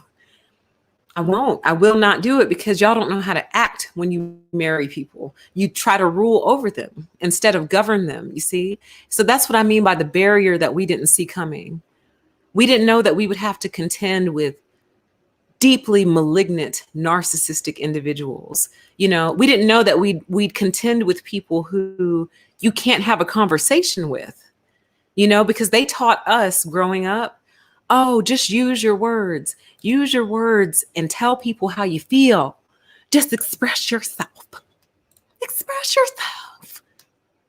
Express yourself and you'll have great success. So we go in thinking if I just express myself clearly, I'll be understood and we'll have no problems. But it seems like the more clearly I express myself, the more problems I have. We were not prepared for that. We don't know how to battle that. How do you battle that? And then they're super protected on top of all of that. They're protected by their narcissistic safe havens. So if you go try to report something to HR or something like that, you get nowhere, because there is no help for you in a kingdom. There is help for you in a democracy. There is no help for you in a kingdom, because what they say goes. And that is the barrier we didn't know that we would be up against. And how do you overcome that? How do you overcome a narcissistic safe haven when all you have to fight with are your skills, your work ethic, and your professionalism? And that's all you have to fight with. You don't have any other tools. You're going to lose every time. You're going to lose, or you're going to be soul sucked, one or the other. And you can always tell the people that's happened to. Let's see here. Many of these people are those who assume the health risk of working during the pandemic and are far more essential than their wage level suggests. Well, pay them then. Pay them then. Like you say it like it's a fact, like the sun rises in the morning. Like, oh yeah, they're way more essential than their wages suggest. Like, oh yeah, the sun rose this morning and it's going to set this evening. Like there's nothing you can do about it, basically. You can do something about that. You could start paying them their worth. You could start paying them like they're human beings. How about that? Human beings who have many of the same needs that you do. Okay. Like, why does a manager get paid more than your average store clerk? The manager doesn't do much. They make schedules, they hire people, they fire people, and they follow you around the store to see if you're working. Y'all got to let go of this slave plantation format. The plantation format doesn't work anymore, guys. Okay. Y'all made everybody slaves too. That's what's interesting. Like they shifted away from just the one group, and now all of y'all are eligible to be slaves. Unless you're willing to become one of the cult leaders, then you don't have to be a slave. But in many ways, you're still a slave when you're a cult leader because you have to do what they say or else. So you're still a slave. I wonder if any of y'all are upset with me over here. Y'all look all right. I don't see anybody cussing me out. Awesome. It's nice not to be cussed out for a day. All right, let's keep going. We're about done. Let's see. And I would do an after show, but we've already been here 2.5 hours, guys. So let's break this down. And I think that pretty much summarizes it. It says some will argue against the tax. Yeah. And I love how he's stating it as if it's already coming down the pipe. Like he didn't say some will argue against the proposed tax. See, words are very important, you guys. Words carry so much meaning and so much weight, words that are there and words that are missing. He should have said some will argue against this proposed tax. Like he's stating it as if it's going to happen. And yeah, we're not going to argue. We're going to revolt. They will say that engagement with the economy is a personal choice and they should not be penalized for making that decision. That is correct. You cannot force me to engage with you. That's rape. Well, there went monetization for this video. You cannot force me to engage with you. That is rape. When you're trying to force me to engage with you, you're violating my consent. If I say no, my no means no, always. So when you say, they will say that engagement with the economy is a personal choice and they should not be penalized for making that decision. It is a personal choice. You can't force me to spend my money. Like y'all are, it seems like you're trying to shake us down right now. Like, give me that $10. And it's like, what? No, this is my $10. It would have been my $10 that you didn't go to work. I'm working from home because there's a pandemic.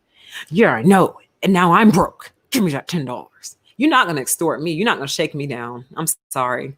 You're not going to shake me down. We'll stuff this money in the mattress if we have to, baby. You're not going to shake me down. Let's see here.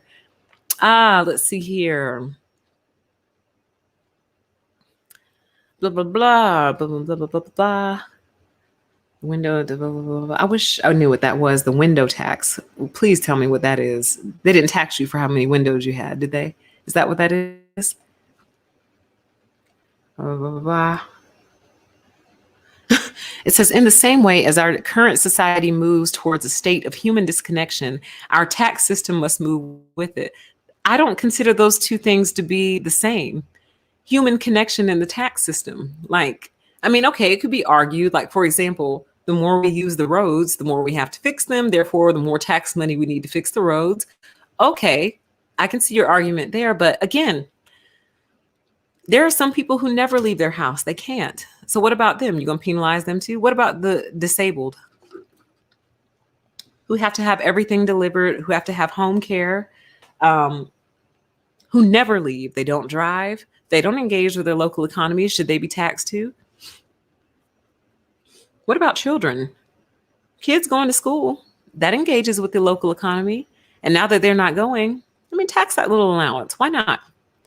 Make little Johnny give up 50 cents. You see what I mean? Like, why are you honing in on the workers? That's weird. I find that weird. What about the retired people who barely leave their house, or the people who are just flat out elderly and can't drive anymore? They can't go to the grocery store. You know what I mean? You gonna tax them too? Because they're not engaging with the economy either. You gonna tax them too? It doesn't make sense. One of these things is not like the other. Maybe you're worried about the wrong thing, and maybe you need to tax in terms, like, the only tax I would be even remotely comfortable paying is one that goes towards healthcare. And I'll tell you why. Because it would be nice to be able to go to the dentist when I need to. It would be nice to be able to go to the doctor and keep up with my annual appointments. It would be nice. And it would be nice to know if something were to befall me that required rapid medical attention, I wouldn't stay home in pain going, dang, I don't have health insurance. I can't go to the hospital. No, it would be nice to be able to just go to the hospital. It would. And then over time, guys, the quality of people's health would improve. So imagine the homeless person who hasn't had dental care in 20 years or 10 or 15 years. They go, they get their teeth fixed. Now, yeah, they're still homeless, but guess what? Their mouth doesn't hurt. Their mouth isn't infecting the rest of their body because of all the bacteria and stuff in it. So they start to become a little bit healthier. Yeah, they're homeless, but they're getting a little bit healthier. So now they feel a little bit better. They go, they ask for a job at the gas station, sweeping the parking lot. And the guy says, sure, pays them $10 a day, which is slave wages, but we're not here to talk about that. You know, he went from homeless to $10 a day. It's better than nothing, right?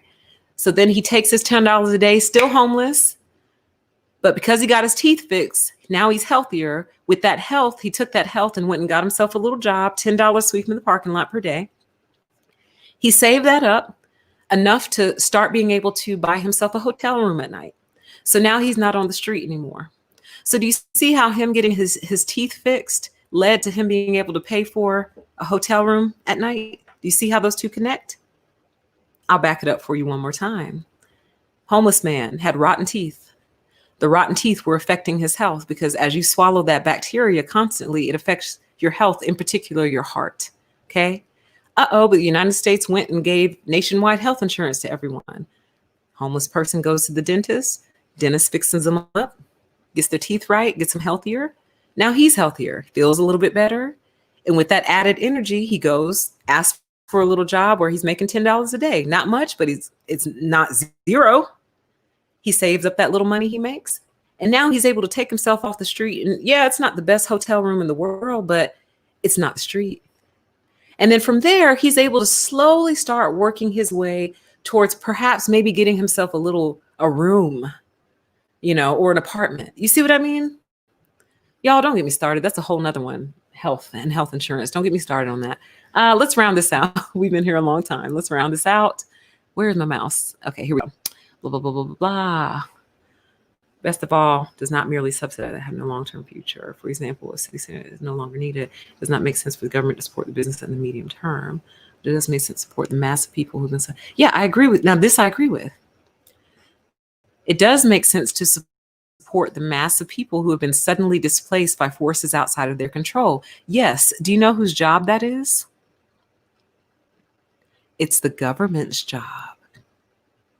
It's the government's job to make sure their society does not fall into anarchy. That's the government's job. Their job is to make sure you guys don't go out here killing each other for bread and milk. That's their job. And guess what? They have the pocketbook and they have the resources to make sure that doesn't happen. That's their job. I agree. It does make sense to support the mass of people who've been suddenly displaced by forces outside their control. Yes, but whose job is it? That's the federal government's job, not ours. That is literally the government's job. They have one job. They have one job. Make sure your society doesn't fall into anarchy. That's your one job. It's not the citizen's job to make sure society doesn't fall into anarchy. That's your job. Let's see. And then he goes on to say, it also makes sense to recognize that essential workers that assume COVID risk for low wages Well, why don't you raise their wages if they're so essential to you? You see how they don't really want to fix the real problems? They want to fix the imaginary problems. They never want to fix the real ones. And that's why I can't stand them. It's like they're talking about low wages as if they're a fact of life. Okay. When really most of them could take a pay cut and redistribute their salary and still be just fine.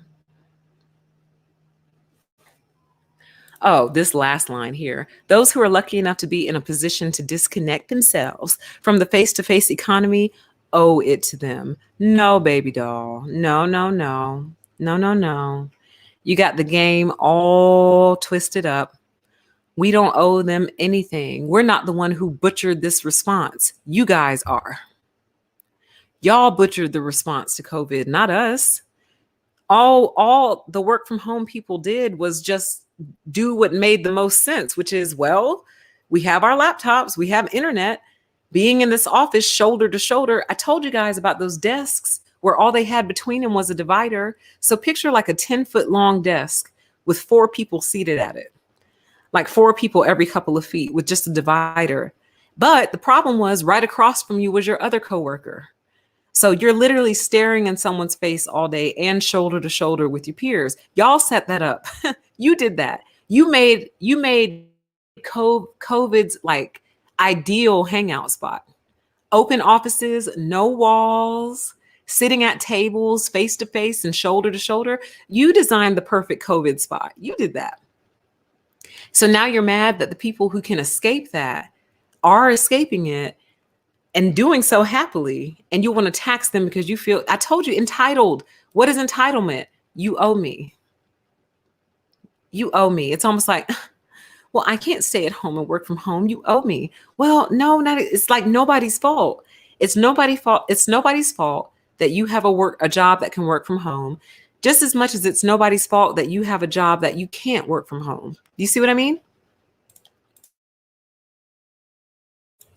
The only time there will be some fault there is where there are employers who have people who can work from home, who they won't allow to.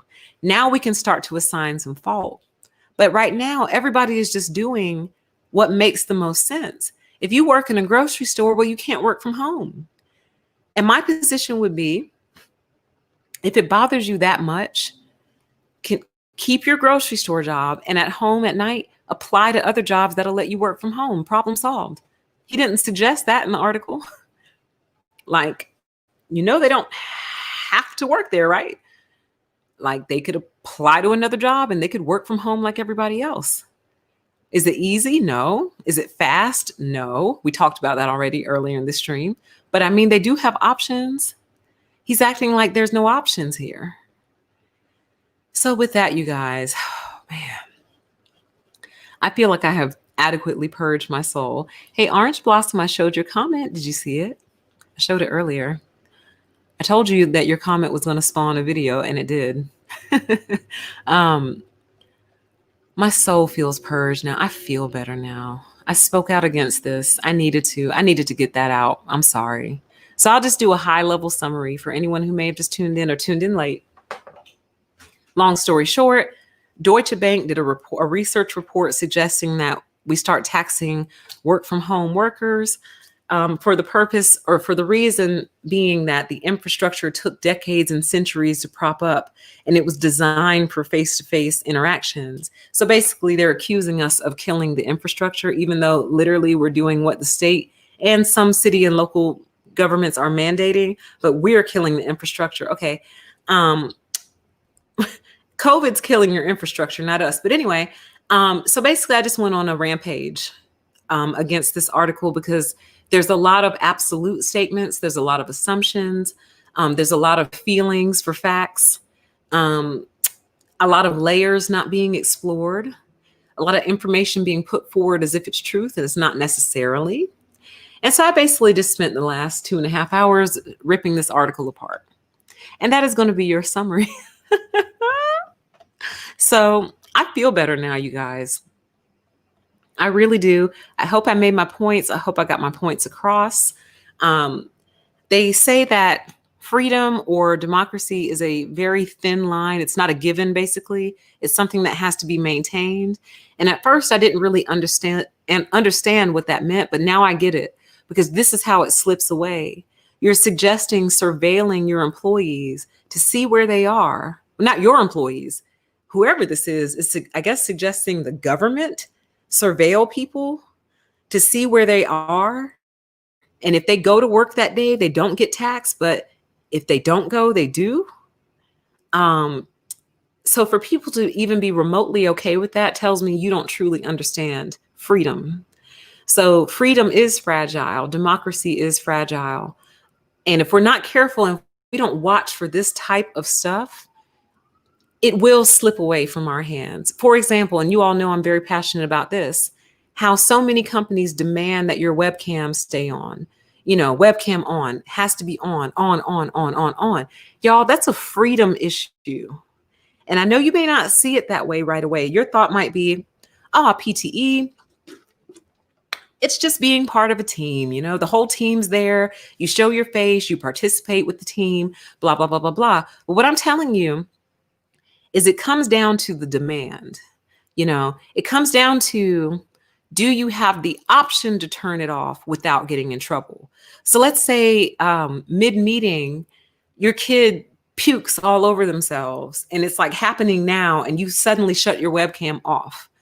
Like, are you going to get an email from your boss later saying, hey, noticed you turned your webcam off in the middle of the meeting, just checking, make sure everything's okay. The expectation is we leave the cameras on the whole time. If that's the type of environment you're in, you don't truly understand freedom. You don't get it. You don't get it. You don't get it. And when you don't understand freedom for real, you'll give it away easy because you don't realize what it is. You don't recognize it. They tell you your freedom is in a mask. But your freedoms are really being stripped from you in the form of, I demand your webcam be on at all times so I can stare at you. I demand you come to this office or I'm going to tax you for staying home. Like, these are freedoms. This is real freedom that if we're not careful and we're not watchful, will slip away from us. And before you know it, you'll actually be in the dictatorship that you fear so much. You are already almost there, guys. You got 2 toes in. The dictatorship you fear is upon you, but it's not coming in the form that you think. See, you're watching, we're not going to talk about the past 4 years, but what I mean by this comment is you're watching like the presidential offices to see if they're going to take away your freedom. They're not taking away your freedom. You're giving up your freedom every day at your workplace. Every day. Every day they demand you turn that webcam on, but your spirit and your soul really doesn't want to.